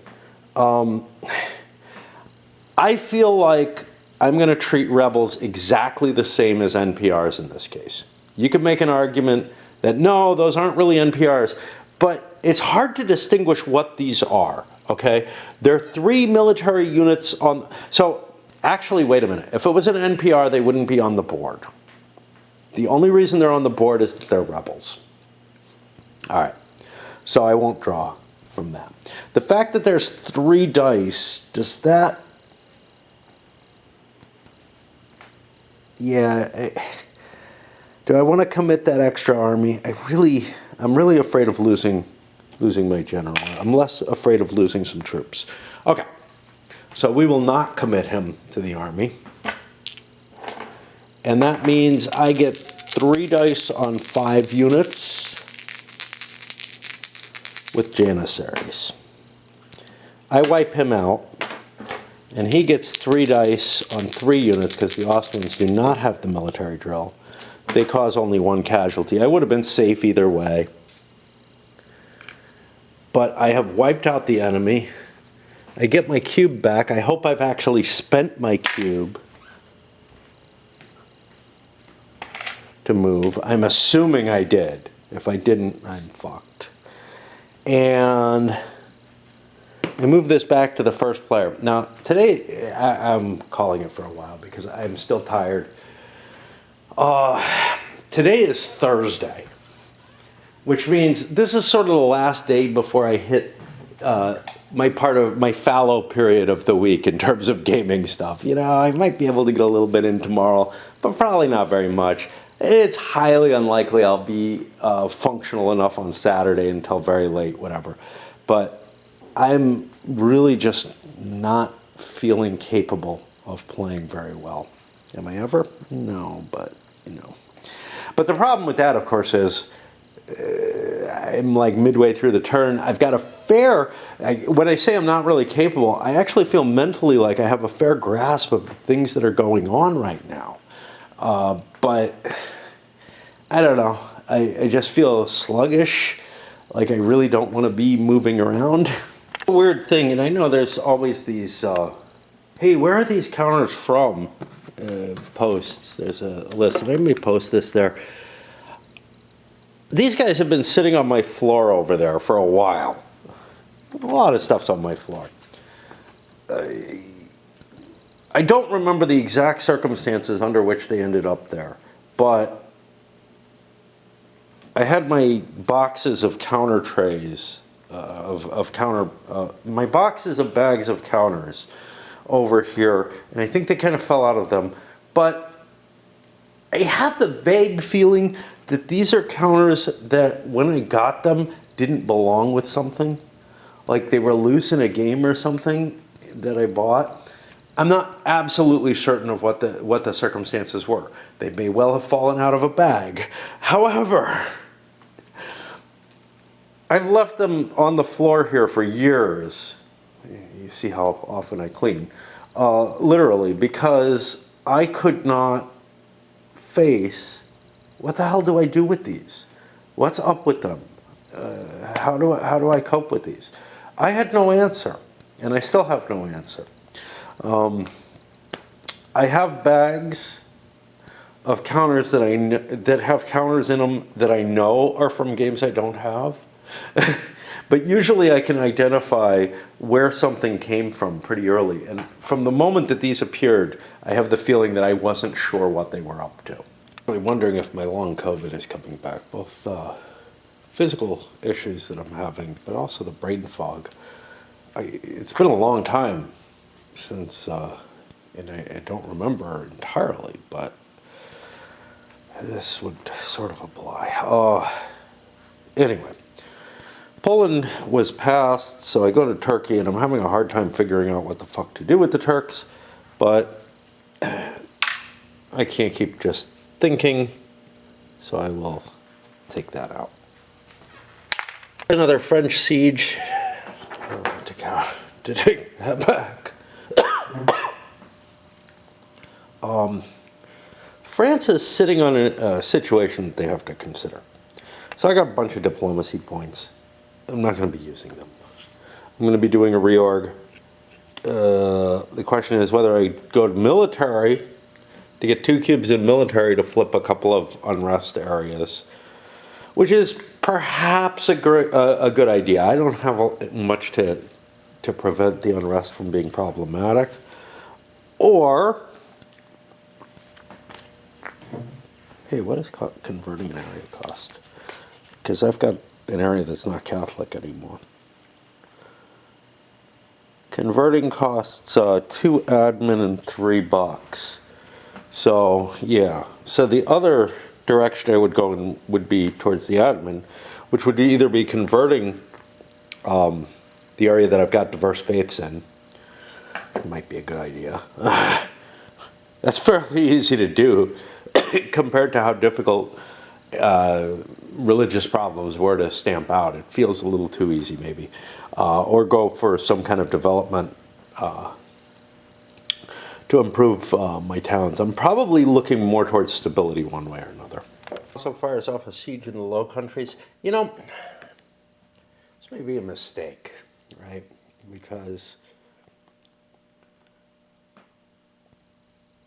I know that those are gonna revolt worse.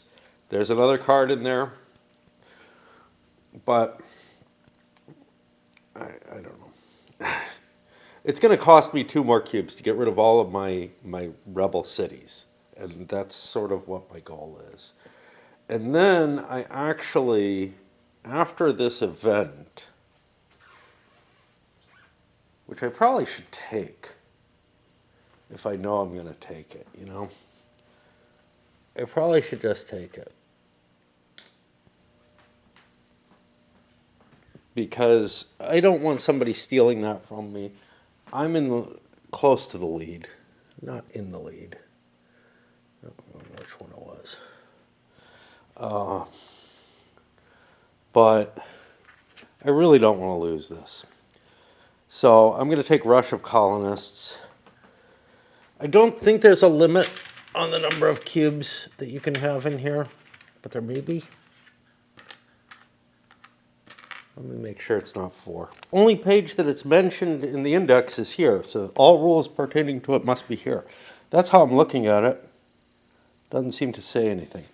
Let's look at that other, what was that other rule that was causing me an issue? Cubes. Right? Each player has 30 cubes. When short on cubes, you may freely take them from anywhere. Okay. Let's make sure cubes shows up as page 2. I wouldn't have thought to look cubes, but at least there should be that. Okay. Cubes is not in here.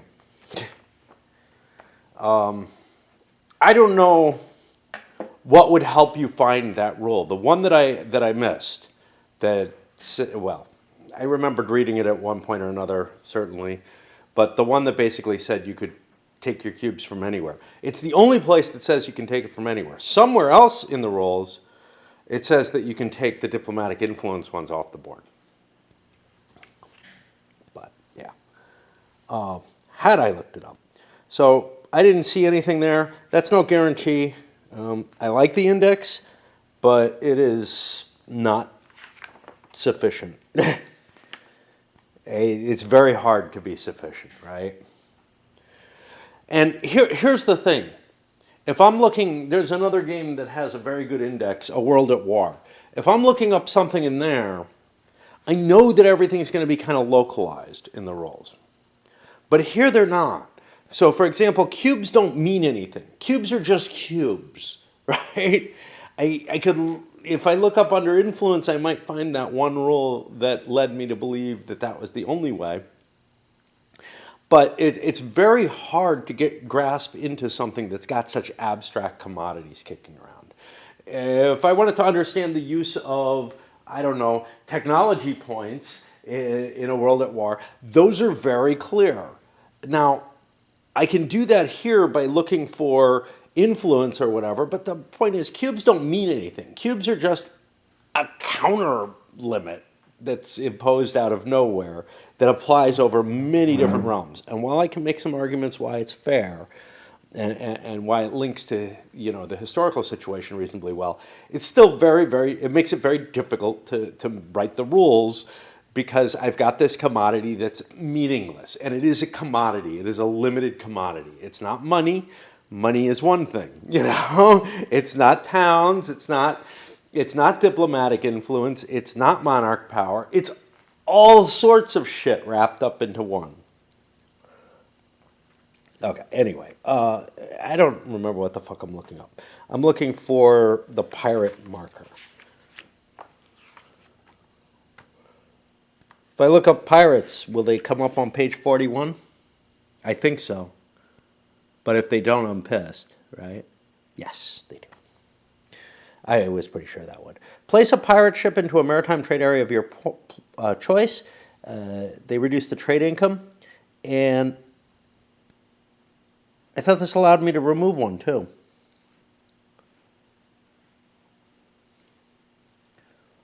Place a pirate ship into a maritime trade area of your choice, if possible. This node must be at least one pirates reduced. I swear something let me reduce the pirates, too. And now I got to find that. Because, like, it's an individual card or something, maybe. I was pissed off because I thought it was going to be the Barbarossa card. I'm just lost. Because if I can't trust my memory, I can't find shit in this game. Right? Is it privateering?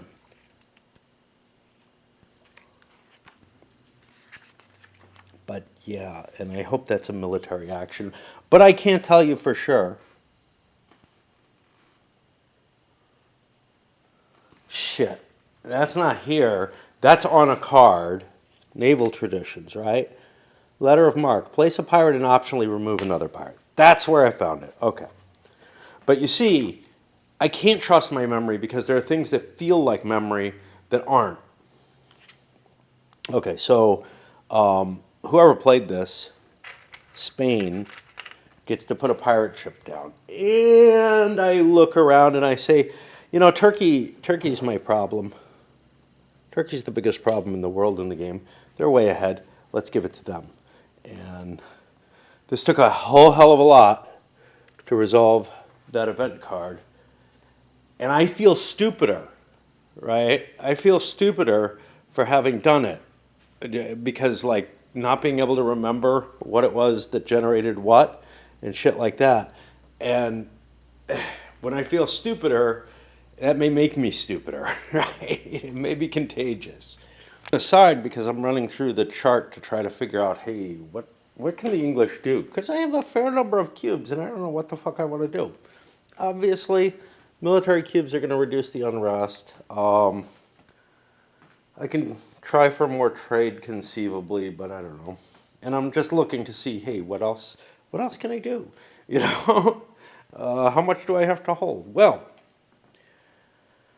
while I was doing that, I thought about, and my eye drifted down to this, and I thought about the trading and whatever, the exploration and whatever. And here's the thing. It's in the rule. It is in the rule. But this is a difference between the old EU and this one. In the old EU, you could set sail and go exploring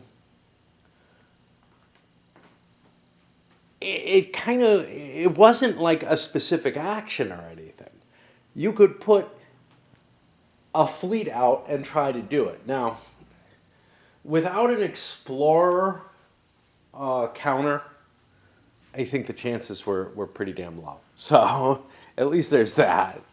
But yeah, there wasn't like some kind of idea you had to get to accomplish that.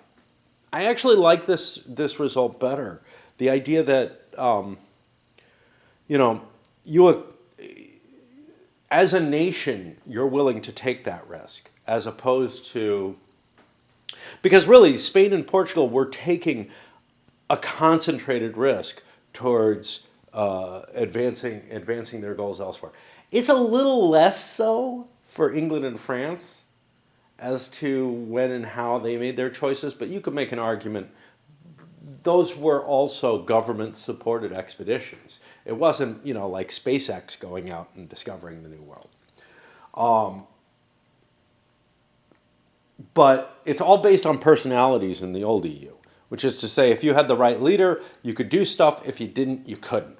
And here, it's based on, hey, the leaders are just kind of assumed, right? Your explorers are just assumed. Your luck is factored into how good they are is just factored into your luck of getting there. It's not as personality driven. That game was very personality driven. Armies almost always had a general with them, if you didn't have a general, you drew a random one. You had if you didn't have a named historical personage, you had random generals to assign to your armies. And if you had no general at all, well, you had no advantage. You couldn't really intercept or withdraw or anything like that.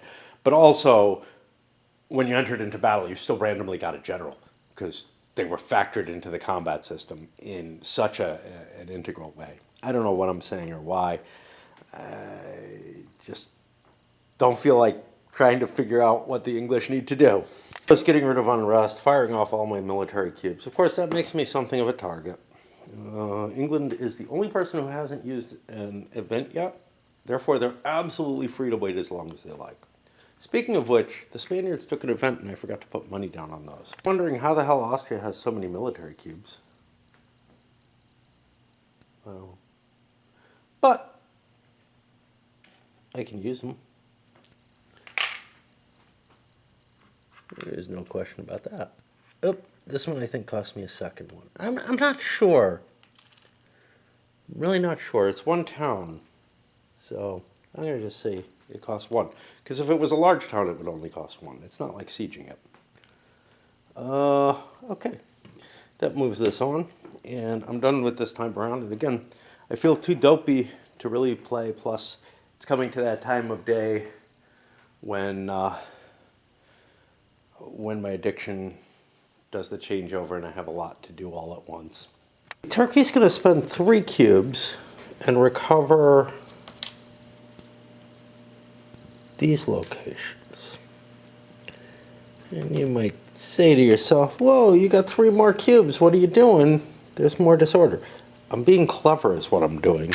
I'm remembering that in the peace phase, I can exchange my claim and recover both of those. And that's part of the reason I went to war there. I'm usually not able to remember things that well. Not able to remember plans that I had previously. I gotta be careful. I got all these cubes on these that are being recovered. The French should be at 1 major and 1, 2, 3, 4. Okay, well, oh no, the French have recovered everything. I'm counting disorder. France is going to spend a cube to reorganize to get this there. I don't have the kind of money or cards. I'm trying to play the develop card, start setting up a situation where I can increase my income and whatnot. But they just don't have the resources to play around with getting new cards. Now Spain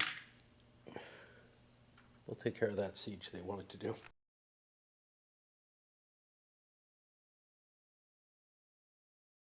think England's going to trade again to reduce debt. There's several things I want to do. Okay. First of all, maybe I want to get more cubes on the board. I have a fair number available, but I'm shy of the danger of that always. However, I could forge one more alliance, getting myself in a position to subjugate, that's the word, vassalize more nations in the region I have. I have one in preparation. Of course, I have to spend cubes for it, and I could go for other things. What is this? This is part of Braunschweiger, the Hanover. Magdeburg and Lübeck, different shields, okay. Sometimes it's hard to tell.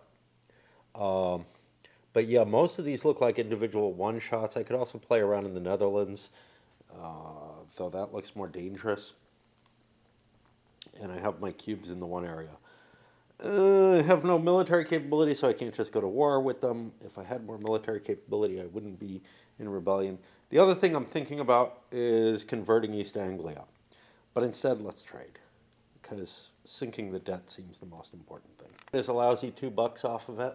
Oh well. Austrians, Poland taking Transylvania as a vassal has changed the dynamic. Those were Hungarian territories, but now it's at 1, 2, 3, 4, 5, assuming nothing's hiding under here. 4, 5,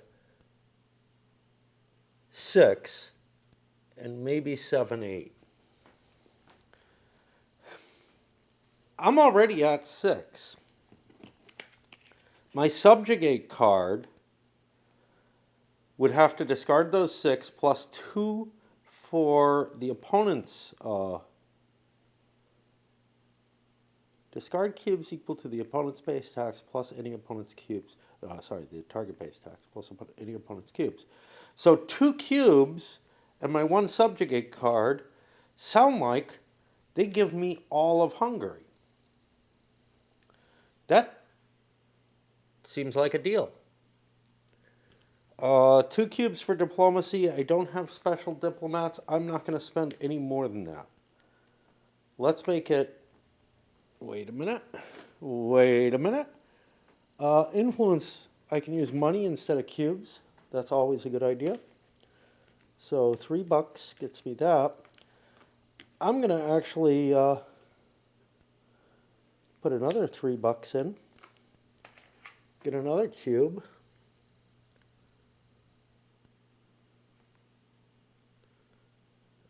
Kind of doesn't matter where. Except I shouldn't be bowling. Let's spend another $3. Let's just blow the wad. Put another cube in Dalmatia. That can leverage me towards Venice. And yeah. I was thinking, wow, Poland could of course react to this, but they can't. They've passed. They also, might not have the resources to defend against it, and might be okay with Austria vassalizing all of Hungary. But this is awesome. I'm going to be able to get King Albert's legacy, the legislature, under control. And that's going to move this token over here, and I'm pretty damn excited. Austria is like arising from the depths of destruction into a pretty powerful seeming place. While Western Europe, or the Western powers, are struggling with their religious issues. Just with learning the rules to this as compared to the old EU. And the balancing all these different cards and all the flavors of that, I may be a little too hard on myself about it. In terms of the comparison between the two, right? It took me at least one full play through the old EU to kind of be comfortable enough to make, to feel like I was making good decisions at all. And even then, I know later that I wasn't, right? I was still screwing shit up, both with remembering what the rules were, but also with much more importantly, remembering, what are my fucking goals? What am I working for? Yes, there are some aspects of the old EU that made it easier to approach. Like, you know, while I'm filling out that spreadsheet, I can look at my goals and make my plan for the turn. These cards spread about definitely are a more difficult aspect. And they're all over the fucking place, right? There's this set, there's the ones in front of you, there's the ones you haven't picked yet, but you want to be working towards, there's the events that are out here, and of course, there's everybody else's goals. Whereas, there was basically one sheet of paper I could look at that would have the 7 goals per player for the age, or whatever it was. You know, it depended on each that it was. You've picked, you know, 4 of those, say 7. That's a variable number. Probably ranges anywhere between like 6 and 8, I think. So 7 is a pretty good common value there. But you could have a pretty good picture of what people were up to and what they were doing. Every now and then there would be multi-turn events extant, things like the 30 Years' War, the Spanish Succession sitting out there that regularly required reference to. But they were the rarity, the exception, rather than, wow, there's this whole like tableau of information, this thing, that I have to take in and understand all at once. And most of the activities, right, that happened during that economic phase, the pre-planning, I could follow a sequence fairly easily of, do I want this, do I want that, because they're all on my sheet of paper. Right? They're all on the spreadsheet that I'm, you know, putting my values in for, or almost all. Like, it's like filling out an energy allocation form for SFB. There might be some things that aren't on there, but you start penciling them in if they're important to that country. I'm pretty fired up to be playing, which is kind of weird because I still am feeling both the brain fog type feeling, the physical ailments, but I'm also really excited by the game and sneaking up when I can. I got hard problems with Turkey. They're good problems, but it's just a what to do. First of all, my Navy, it's not sufficient to knock out this. I don't want to commit my light ship to trade, so trade is not an option unless I build more military. However, what I can do, what I can do is I can shift my Navy up to here and detail some troops to move into this location where they'll be in position to declare war on Serbia. Now, I've already declared one war this turn, and I'm going to go to another one, and I'm officially at war, so I can't do anything that's at peace. So there's no real reason, like, I'm not going to be able to do any diplomacy actions with these cubes. And some of them have a requirement for peace, like forge alliances, fabricate claims, etc. Because I am still at war officially with Naxos. That was a little bookkeeping thing that may cost me. Another option, though, is what can I do with these 3 administrative cubes?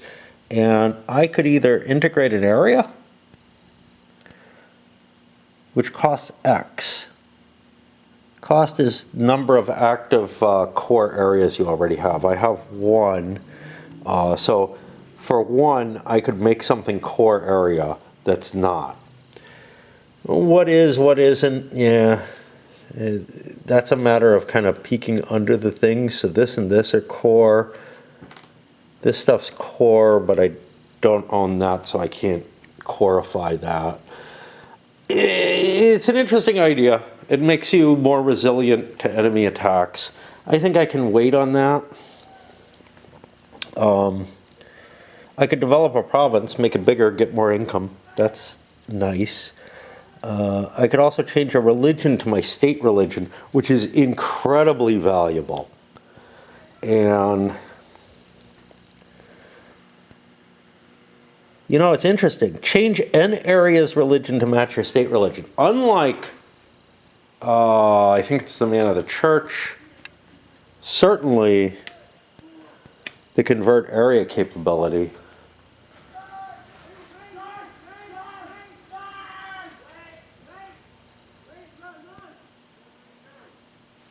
Oh, guys in the woods playing toy guns, I think. I don't know. That's what it sounds like. Playing Call of Duty, the live-action role-playing game. What the hell? I lost my train of thought. They were right behind me, and now I'm lost. I am lost. Yeah, unlike those others, these are missionaries. They can actually go convert anywhere on the board. And obviously I want to do it to my own areas more than anywhere else. So I can look for diverse faith and Orthodox areas, and I can convert those fairly cheaply. What's the most important? I think the most important is to fire off the wars first. Although I'm going to pay a price in other factors if I do things in a different way.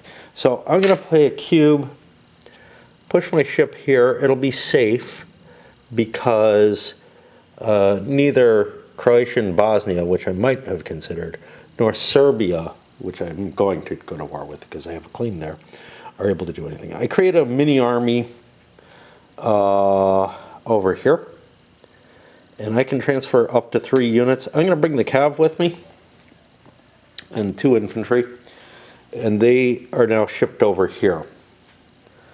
Could have put them, you know, right in, but that would cause me some issues, because then when I declare war, I would get an immediate fight instead of a free move. Those kids decided that my porch made good fire cover and knocked down one of my roof pieces and all kind of crap. I have these tarps that I use to kind of shield, you know, near the door and whatnot from the rain. Gave him a hell of a scare when I came out. He's lucky he didn't hurt himself. I'm lucky he didn't hurt himself. Shouldn't fucking be on here though. Anyway, on to the French. Troubles for the French. First of all, you know, I was considering this development card, but I just don't have the cash after building that huge navy to play around with stuff like that. I probably will have the cash to hold on to it, and it's a card worth holding if I don't want, well, I can't really pay for the advisor. I have a buck for this advisor. I have administrative points. What are those going to do for me? Anything I can do with them right now? Stability, my stability is good. Converting an area, I don't have the cash. Colonizing, obviously not. I think I'm probably going to hold my cubes, which means I'm going to do my pass action, which gets me like $3, which could put both of these cards out. I think the development card is rare enough I want to hold on to it, but I'm going to put that one down. So I said I'm getting $3, I get 2. Moves their army into place. You know, I'm not in great shape. I should be considering passing too for the extra cash and whatever, but not really. I need to get things done. I need to get these sieges resolved. And then I have the conversion I want to do. Grabs an alliance here with what? Bremen, Hanover? Hanover. We're married to Bremen.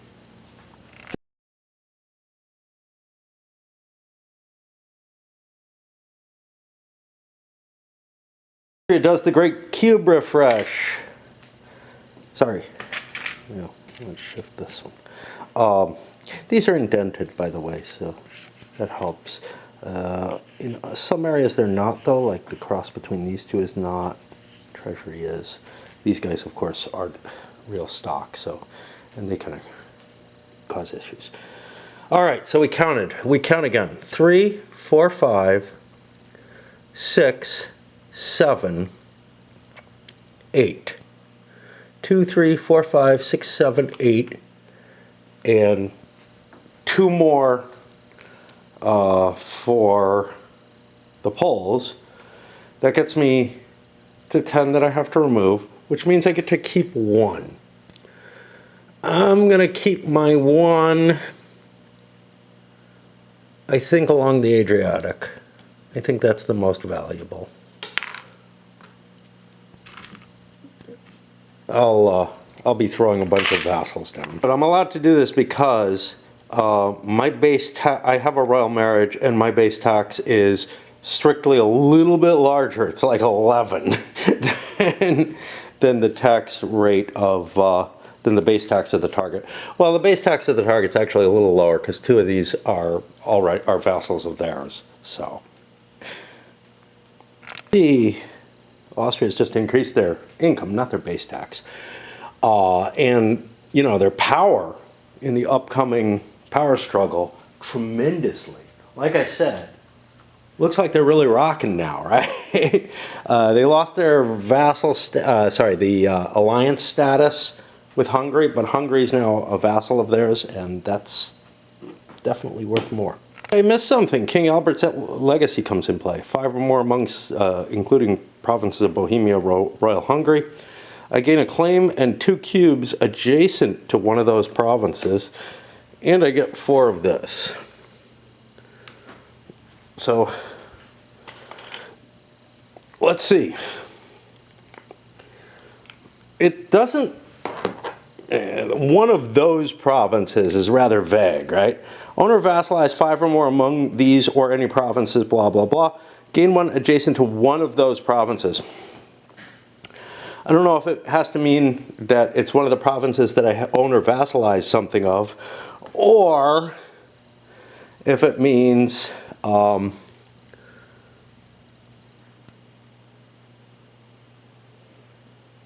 other side of things. Now, in the struggle for the Balkans,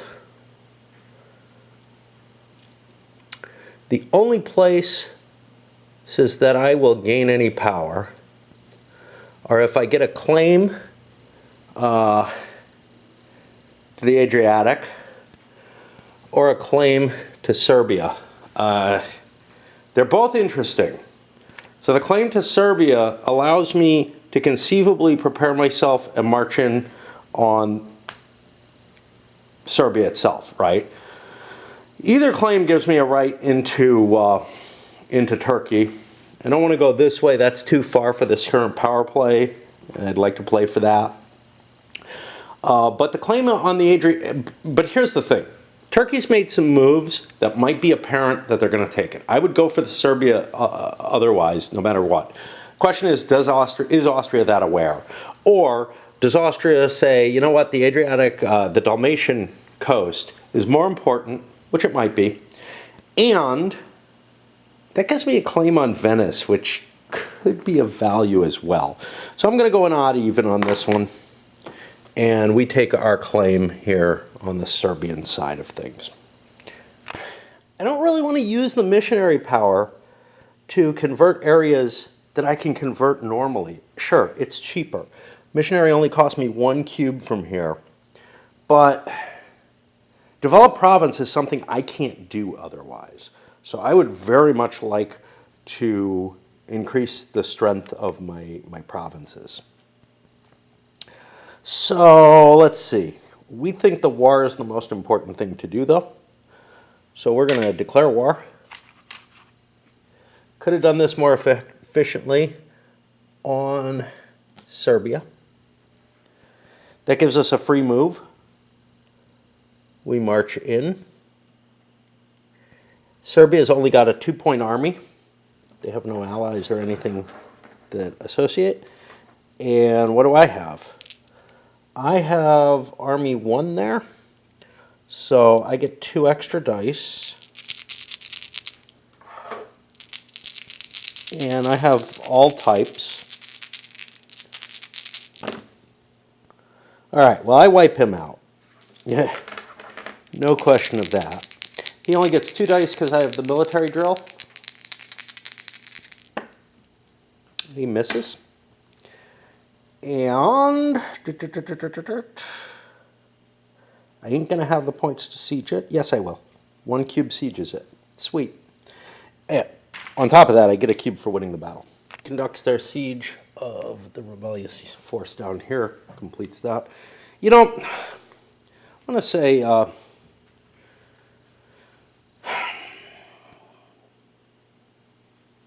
the fact that siege is absolute and deterministic does disturb me.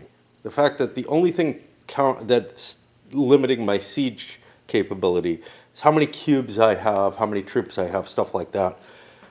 That doesn't feel right at all, I gotta say. When you consider that some sieges were successfully repulsed at certain points in this period.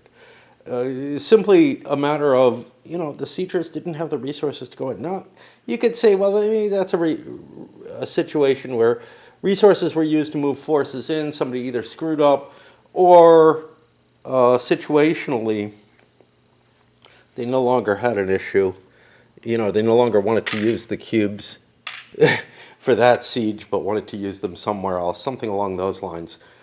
Yeah, you could make that kind of argument, but you're really stretching into this doesn't feel like a war games area when you can just expend stuff to succeed at stuff. And I gotta say, the same seems true about some other factors in the game, like converting areas and such not.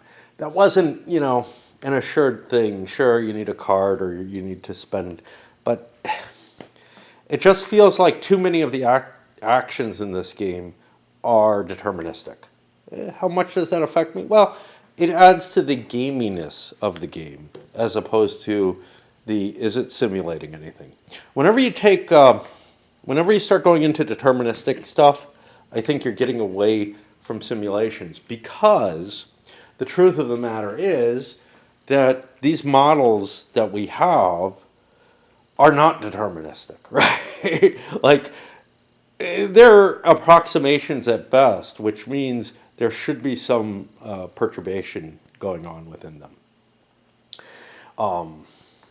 In fact, if you can create something that has no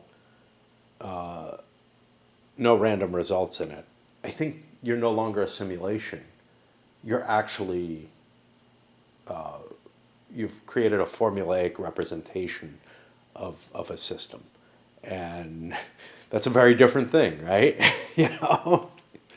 England's last play is, sorry about that, converted area. That's gonna cost me $3, and I'm gonna change East Anglia to Protestant. What's kind of nice about that is that it can spread from there into my other areas by events. Do I want it to be East Anglia or do I want it to be Northumbria? Yeah, that's kind of interesting, because if Scotland is Protestant as well, that might be an intriguing concept. But I'm actually more interested in the Low Countries right now than Scotland. Scotland's been pretty quiescent. France hasn't really utilized them at all. Austria will take its piece, and this means the game is winding down, man. Or this set of rounds. I was thinking about this. The comparison between, it used to be a turn was, a complete set of what would be rounds here in most games, and then there were player turns. And you could still keep the player turn concept within the action phase. There's no question about that. There's sort of that kind of, I don't know, there's not really, I was going to say an 18xx, but there's not really a turn functionality. There's 2 different types of rounds that are filled with player turns. But this seems to take, that more Euro-ish flavor of, yeah, let's not confuse people by using the same term in 2 places. I can kind of understand that, but it's so ingrained in me, it's tough. Austria passed. Yeah, that's going to flood us over to Turkey again. They used their money to drop a new advisor and to give them more cubes. They've got a ton of cubes available now that Hungary has been resolved. Again, it kind of makes sense, if there's this Hungarian, like situations like Lithuania or Hungary where lots and lots of cubes are devoted to something, make more sense to me because I'm trying to do something so massive. I don't know. It's hard for my mind to make that connection, I consider diplomatic relations to be kind of fixed, but they do require a certain maintenance level that, if you consider, they may require you to avoid, in modern times, for example, they may require you to avoid entering into a nuclear submarine compact with Australia,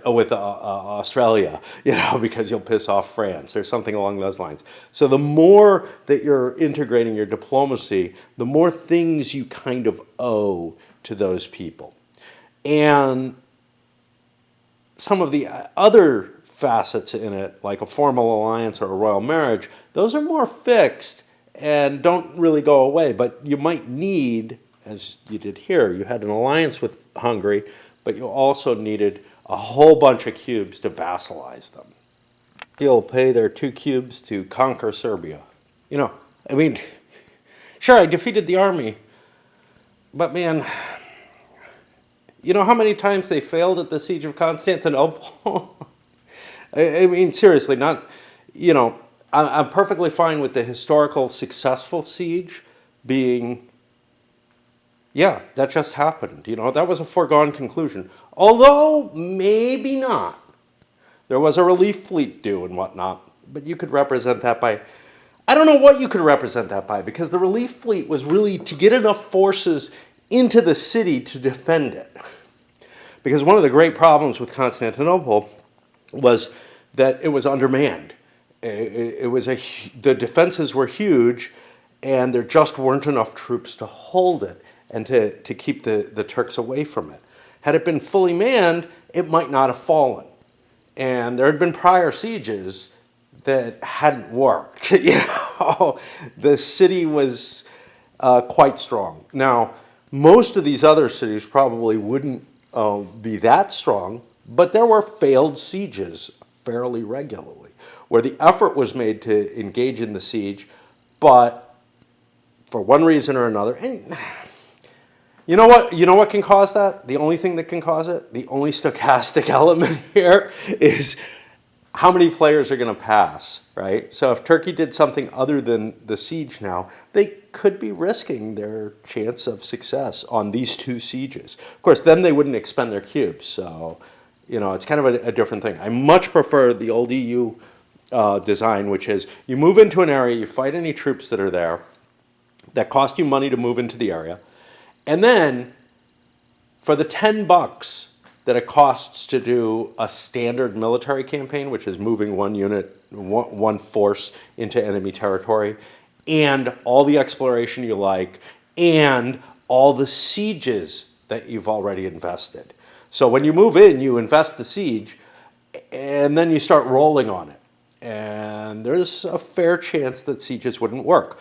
That's why Rhodes is such a bitch in the original game, is by the time you land there, it's a maximal fortress of its era, and there's some chance that your army will not take it.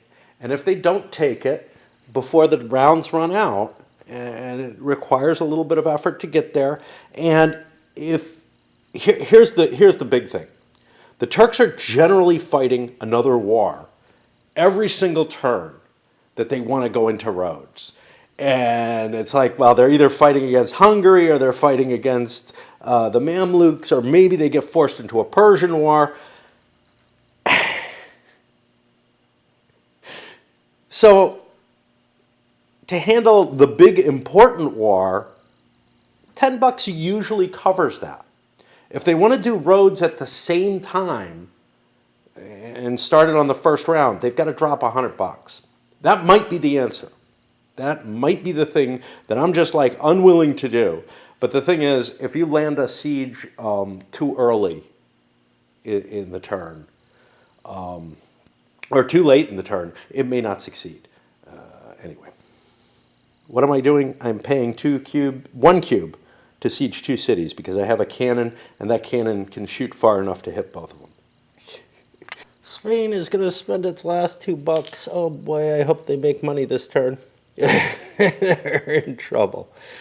To convert, I don't know which area. Which area?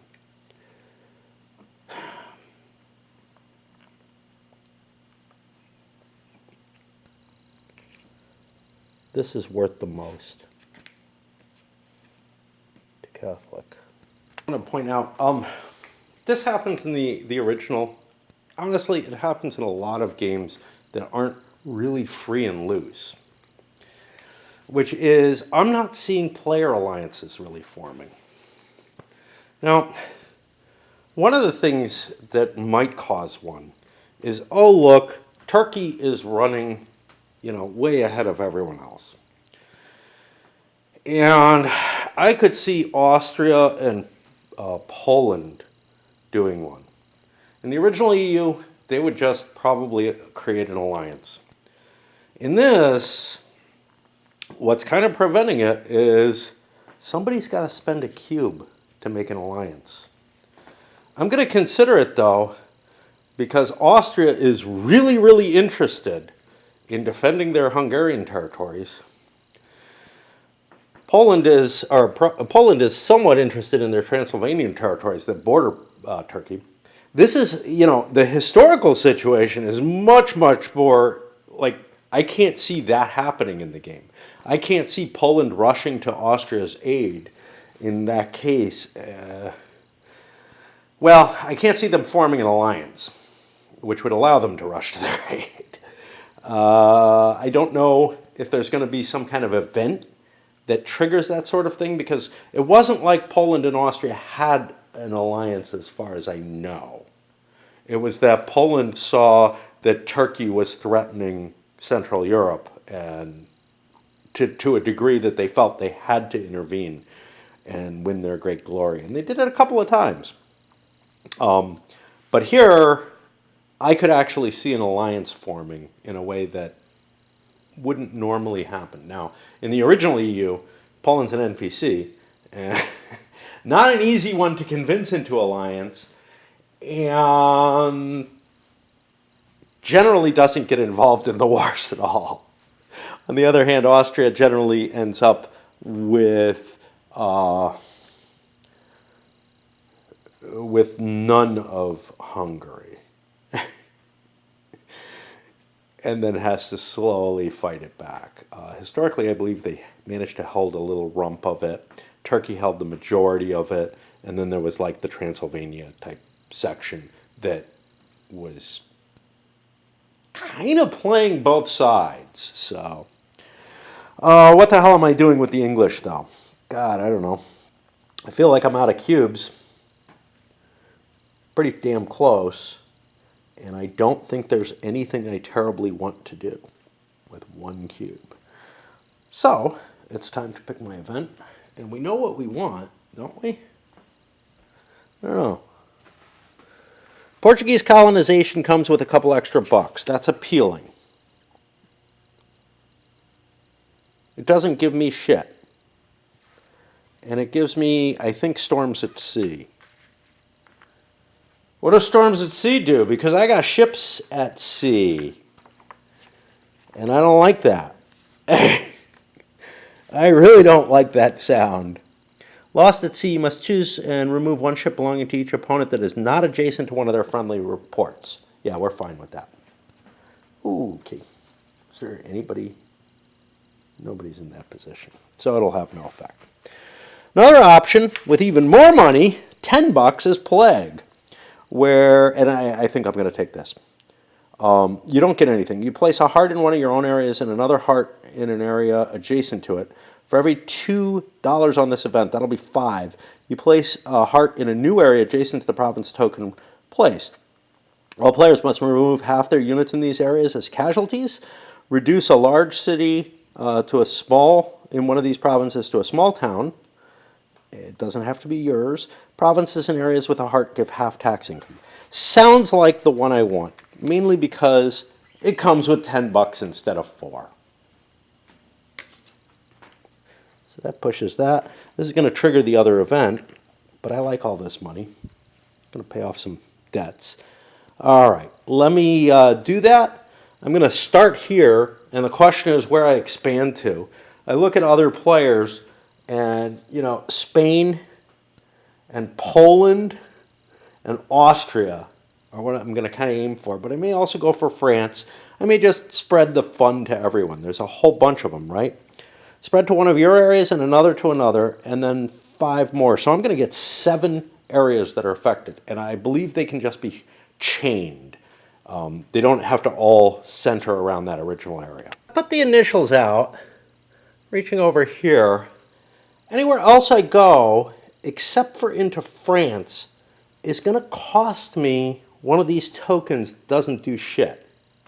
Well, go into myself. So that's one of the questions. Do I want to hammer the shit out of the French? They're not in the best position, but I could work through France and get to Spain that way. And Spain's in pretty good position. Or do I want to hit the Poles? I don't know.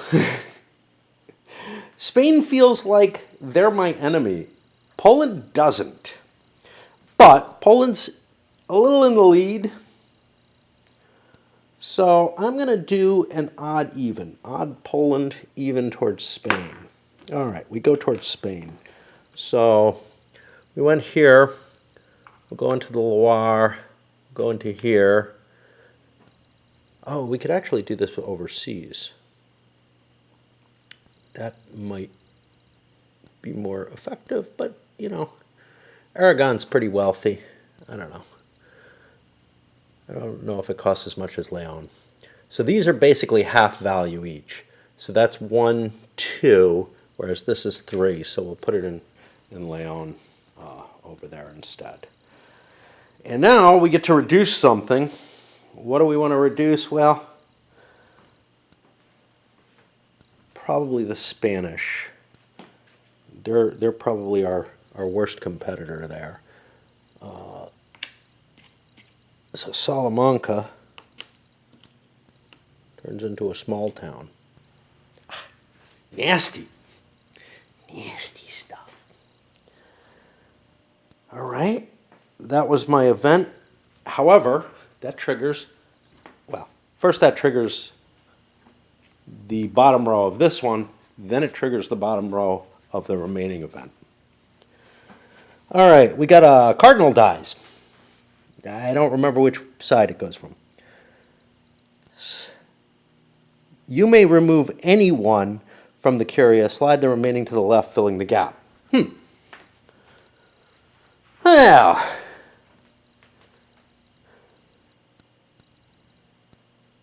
I think I don't want Poland to have absolute control, but I'm not sure. I'm not absolutely certain.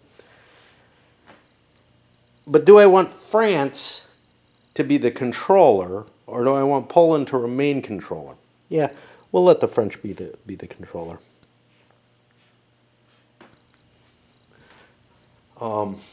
They can't excommunicate me because they don't have total control. So they get some points, and giving Poland points, hey, Poland's in the lead. All right.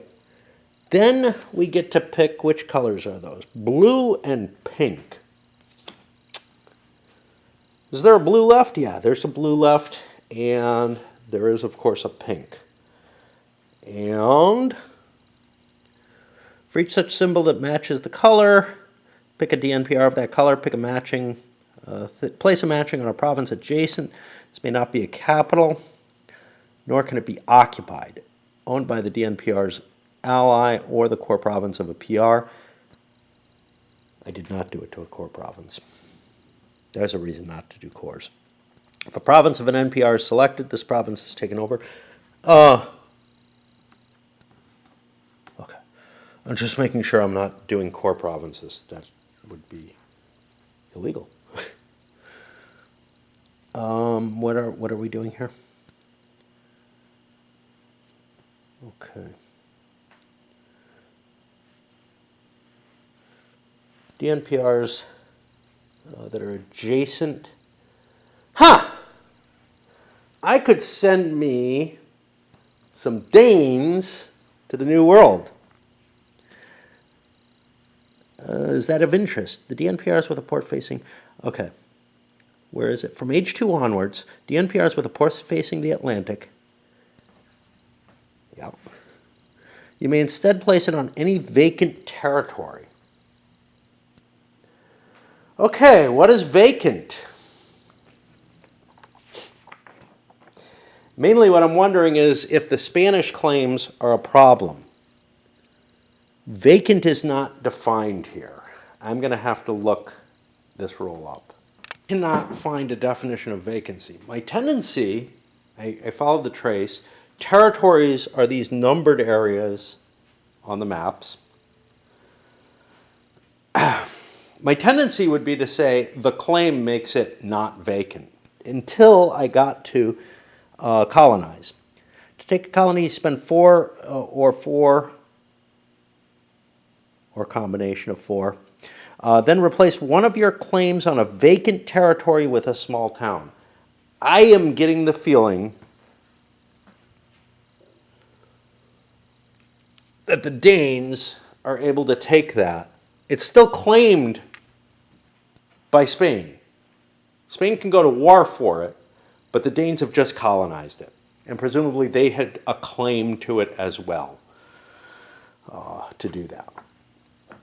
So that's kind of interesting. Now the other one that was chosen was blue, which is these guys, and I don't know where they want to go.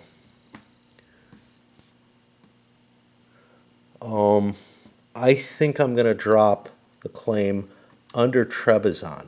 Now, if we look at the effects of this, when there's a vassal there, we're kind of undermining it so that it could become a problem. I think that's more valuable to try to push the Turks into that war. And then we have some deaths that I'll report on. Pretty intense. There were quite a few advisors, so like the French had an advisor. But more importantly, Francis, who just came out, and Bayezid, or Suleiman, who's a little older, both picked one up. Nobody died, though, so nothing major happened, but we've got the aging process taking place as presented by the game. I think this is an okay system, honestly. Okay. And then the Portuguese colonization happens, which does not trigger as an event, but we have the storms at sea, which wasn't going to do a thing. We had checked that. There was no problem. Which means we're moving on. Austria, Poland passed. We're moving back to Turkey. Moving so fast and furious and enjoying. There's no question of that. But there's a certain fatigue that's building up in terms of like, I could really use a little rest here. I was hoping to push through the rest of this sequence of rounds, but yeah, you know, it's okay. We'll get through it tonight, and this will be loaded up before Friday, and then maybe we'll start the new turn, or by Friday. It takes so long to load up a couple hours of video. But yeah, this is really moving along in interesting ways. This is a turn that felt like, you know, it was sort of a fallow turn in terms of there weren't any big player-to-player wars. Stuff had kind of calmed down a little bit.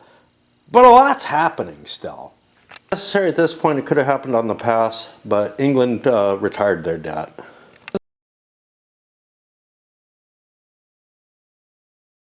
I'd like to fiddle with the,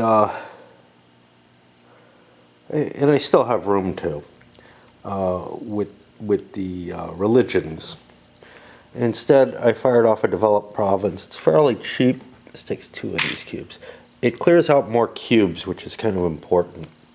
And, although I didn't realize that at the time. And I gave myself another larger town, just to give myself better income. Constantinople got shrunk, and we're making Ankara more important. Spain should have done a colonization action before. Well, it wouldn't have mattered. They could only do one. And they have 2 claims, so I guess it wasn't a big deal. But let's take a look at how this is done. I spend 4 of either, well, I'm going to use colonists, I guess, from the colonist pool. Then replace your claim with a small town. The colonial claim must be connected to your capital through a continuous sea. Oh, I need to get boats over there. Harsh. Okay, we're going to do a trade action and hope that gets me a boat over there, because we have no military. So, yeah, kind of an interesting set. The first one is gold, North and South America. Obviously there are problems with gold, but these must own a key province to collect any of the money. So that's out. This one, I have Seville. You know, I have to move the boat to where it's necessary in the transition, if I understand correctly. So that's not going to help me with this problem, although it could have worked. But I have a North America where I don't have to own a province, which means, let's look at my Navy. My Navy's all galleys. So I can shift a ship here and put a merchant out there. And now we have 2 points. We have a transit going back, which is important for the colonization. And we get a big $7 off that, which isn't bad. You know, it's going to help dealing with our economic problems. And grabs the last $1 for passing. That means we got 2 more countries, Turkey and Spain, each get 1 more shot at doing something. They have to think carefully about what they want to do. You know, yeah, I could have probably done something. I don't know what. I mean, I could have played a cube somewhere or something like that. But there's an advantage to just saying, hey, you guys who still have stuff to do, you're done. You know, finish it up. He turns Greece Muslim. It's so hard to read these. I wish they were printed a little bit more discernible, which is why I started putting counters down for places, just to remind me. Get back to the colonize. We have to spend 4 cubes, any combination of those to replace. The colonial must be connected. Yeah, okay. So, Antilles is now a Spanish overseas possession. Get this tray aligned differently from everything else. I don't know why. And that is the end, putting us back to Peace and Rebels phase. Take a little break. I know I didn't do much, but I had pizza. Probably more food than I wanted to eat. I don't eat a whole pizza in one sitting. My wife's favorite food used to be pizza, back when she was still functional and alive. And you know, that just seemed like such a weird thing to me, but I got really kind of addicted to buying the frozen pizzas. And, you know, we would split a pizza. They're not huge. And it felt like a good sized meal, and I still do that. Most of the other things that we ate together fairly regularly, I just don't. I mean, spaghetti and meatballs and whatever, that was kind of a regular. Most of the rest of the stuff, I'm just not that interested in, you know.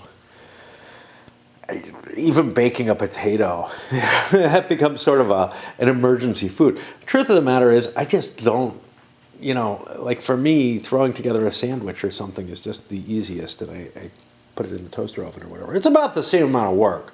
It's just, I don't know. It just seems easier to me somehow. All right, so we got our first colonizations. The Danes have seized some territory in the New World. Intriguing stuff, huh? Spain has a claim to that still, so they could conceivably declare war on Denmark to gain that. It would be easy to take that, but they could actually go and invade Denmark too, and just take it out. Spain's a powerful country. They have no interest there. None of their national interests will focus there. But it reminds me vaguely of sometimes when, it's going to be in the dark, isn't it? Somewhere over here. Got to be there somewhere. Empires in Arms. There it is. Can you see it? I don't know. There's not a lot of light. It's one of my... I probably ought to pull boxes and slide them around so that they're not there. That's a stupid place for them. It's really hard to see what's going on. But even worse than in this closet here, which you probably can't see either. I remember one game where Spain and Sweden went to war. Trying to remember why. It had something to do with like keeping Russia from, and I was Russia, keeping Russia from taking Sweden or something. Like, I don't know. But maybe it was EU, actually. I don't know. I just remember some really goofy shit happening. And we could definitely see a Spanish, involvement up here. Let's say they conquer it all. You'd think their goals would change, right? Somewhat? I don't know. I mean, if they actually have a claim and actually take the territory, sure, if it's... It just seems weird to me. And it's one of the things that just sort of, when you're playing this long a period in a game that covers this large a period of time, it does kind of feel like the historical underpinnings that make that sort of event system run should reflect the prior history in the game. And they don't. Now, in games that take a much lighter view, a much lighter design, so like EU from the very beginning was an event-driven game using historical events to try to drive something similar to the historical narrative. And it did a pretty good job of that. And the computer game started out along those lines, but then it kind of mutated more and more to that more generic feel, which I think is actually more appropriate, more realistic. If Spain never inherited either through the Habsburg side or, as they did here in this game directly, the Burgundian inheritance, they would have no interest in it. And the cards that require them to go for that seem silly, right? It feels like they have to orchestrate some sort of, creating a claim or whatever, some sort of means to effectuate desires that they probably had no interest in, right? Whereas if they go to war with Denmark, completely overrun it, and take the country, well, they might see it much the same way as they did the Netherlands. A game which kind of handles that better than the original EU, and to some extent, I think the computer game tries to keep some historical factors in play that are similar. I remember events coming up in the later ones, but I really didn't play the later ones that much. Was Empires of the Middle Ages, which I've pointed out a few times. In fact, the ruler system in the original EU is heavily derived from the Empires of the Middle Ages one. In that game, claims didn't serve just as, hey, I can make a casus belli. Claims were places where you got more victory points for owning something. And once you owned something for a while, you established a claim to it. So the idea of, in this, claims are just a means to get a casus belli and to be able to attack something and conquer it for free. Which, certainly there were times when claims were fabricated in the way the game allows, but the bigger thing was, stuff you owned that you didn't have claim to wasn't worth much to you. It was just sort of occupied territory, you know? And stuff that you had a claim to that you didn't own, you might even argue that it should be a negative to your victory point total if you are letting other people hold your claims, you know, other people occupy your territory you claim. And I think a good argument can be made that way. And I think a design that's more aligned with that, with some generic style events, but that can create very rich narratives still, would work very well. I've never seen a game that really does it. Empires of the Middle Ages is fairly abstract. I'd like to be able to get the kind of narrative that at least this provides, or the original EU, for even deeper perhaps, in terms of giving you that storyline of what's going on. But I gotta say, the imagination level, you know, plays into it. When I'm stepping away, especially when I was younger, I don't do it as much now, but when I put aside the camera is the biggest factor, probably. When I put aside the camera, when I'm not playing, so now with the camera, I'm just talking about the game and telling you, you know, what's happened and everything, and what my views are. But when I'm alone, I do a lot of imagining, right? Or at least I used to. And that's kind of been spoiled by videoing. I can still take my moment or whatever. I put the camera down, I take a moment, and then sometimes I come back with some thoughts that I have based on that. But where I just picture this situation and it almost unfolds, you know, like, I don't know. It's just very, very exciting to me to see the boundaries and whatnot changing in that sort of way. And if you read my wide drum, or if you watch my wide drum video ever, you'll understand that those pictures in my mind, they are really like a movie when I trigger them properly. Anyway, I'm stepping a little back, handling the piece resolution up to there without anything really happening. Oops. Which is mainly a mechanistic process. If the piece gets involved in an interesting way. Ooh. Forgot those. I'm so good at not doing things that I should be doing. And in the conquest, piece of conquest that happened, unrests can be driven away, 2 of them, by discarding your claim to the area. That makes perfect sense if it's a real claim. The problem is the fabricate claims action is usually what's used. So, like, you know, where I grabbed Serbia, I'm not sure I really buy that the unrest is gone because I faked some claim. That claim might be sufficient to give me, you know, a casus belli or whatever. Basically, I give myself some cover so that my own stability isn't weakened by it.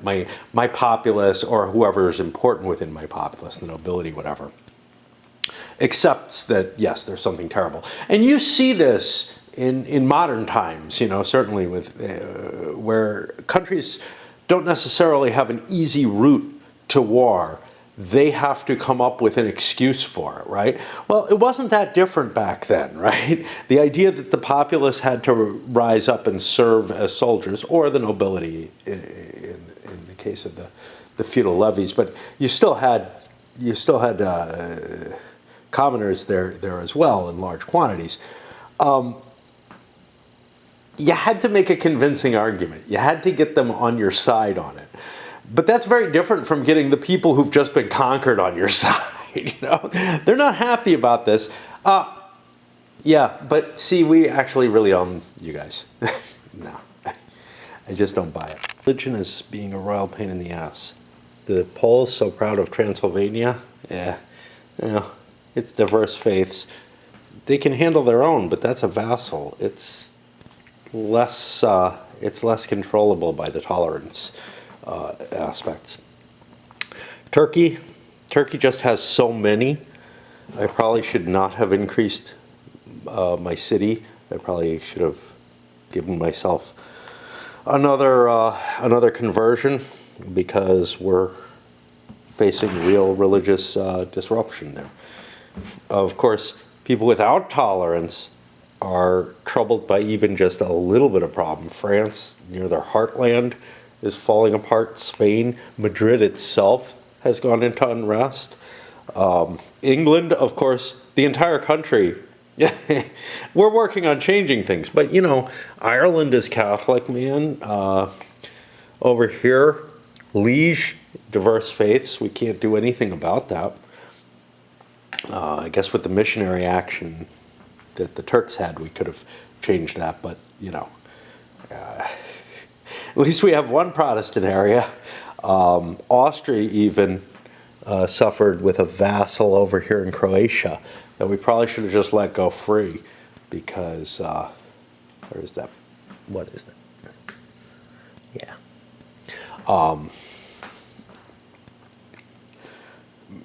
Because that's actually kind of troublesome. We're probably going to lose it. And we spent a cube extra. We could have had an extra cube somewhere, like in Dalmatia, where we would be able to convert it more easily.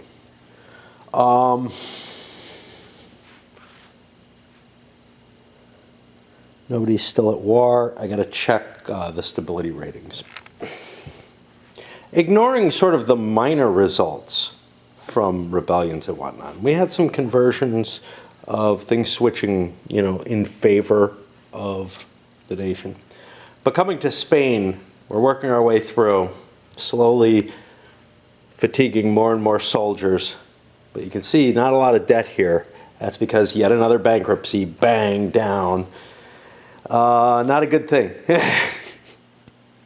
Not a good thing. England, on the other hand, got away relatively unscathed given their religious problems. Much of England is at peace after the die rolls, lucky rolls. York was once again a problem. Over here, that's just remaining in unrest. But remember also, some of these nations, France, Spain, they have a famine or a plague going on that's going to reduce their income. So, you know, these guys don't have a lot of money. In fact, they have negative money. And they're in a really risky position right now. Remember when I said my inclination was not to take on debt? Yeah, well, once you start taking it, it's like any other drug, and it can have bad effects on you, really bad effects, where you can't get out of it. Turkey may be in trouble too. They should be okay. They should have a pretty damn good income. It doesn't look like they're too badly hit by the religious unrest. Oh, shit. I always forget about this damn thing. Cleanse heresy, no. Suppress revolts. During phase 3, step 1. This was at the beginning of the last phase. Having no unrest at all would have been a bonus. I don't think anybody was in that position. Austria might have been, because they had this with no unrest. It also says have no unrest. It doesn't say whether that's on towns or towns and vassals, right? So the situation I'm in right now, Austria doesn't have any in towns, but they have one in a vassal. What is this doing here? We had a war that I forgot to resolve. What is the cost? It's a white piece, which I think is like some prestige cost. I don't know if it's 1 or 2. And here I am. Let's flip through the rules. All PRs involved lose 1. Okay. And now France has a truce there. Let's drop them below Spain. Poland's got enough money that they either have to throw away some money, $7, a cube, or take on some debt. They don't want to throw the money away. The debt would be smaller than the money. But throwing a cube for $7 seems like a deal too. Throwing a cube for the $6 that the debt would represent seems like a good deal. Okay, and I think we're at the end of the turn. I'm not going to flip the cards over even this time. Wait till next turn to do that. Because I managed to get an entire set of rounds, or whatever, into a single video. Probably about as long as the others. Hopefully not much longer. The Spanish claim here, I am counting that as a colonial claim, thereby creating more colonist demand for whatever value that is. Colonist demand doesn't do one thing you would think it would do, which is increase the size of the colonies. It just can only be used for colonization actions. I would have to do a development action to turn that into a big town. I'm kind of ambivalent about, that little thing. French don't get any points for being the papacy, but they did get their extra bonus. But I actually get $2 more in upkeep that I forgot about, because as papal controller, they pay less for these. Their monetary situation isn't great. Spain's obviously isn't great. But, they both look serviceable as long as they don't do anything stupid like build a fucking navy. That's what got France in trouble. It's also what got England kind of in trouble, but England paid off all its debt through trade.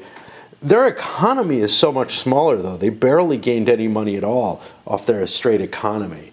Whereas, France and Spain, even with the big debt penalties and everything, still pulled in a fair amount of cash, right? And Spain, in the depths of problems, we're seeing a better distribution of cubes across the board. Yes, Spain's a little low, again, because of their problems. But Turkey's got its nice rich pool still, although it's diminished a little bit because some of that was saved. But you can see Austria's got a nice pool. France has a nice pool. One of the things that's keeping Spain, they can't have any advisors because they keep going bankrupt. Poland is probably the weakest of outside of Spain. Spain feels like it's slipping into that waste case territory where they can't get enough cubes to do what they need to do. That should be gone. But, it is what it is, man. It is what it is. I don't know what else to say. Onward to the next turn, I guess. Anyway, up this one goes.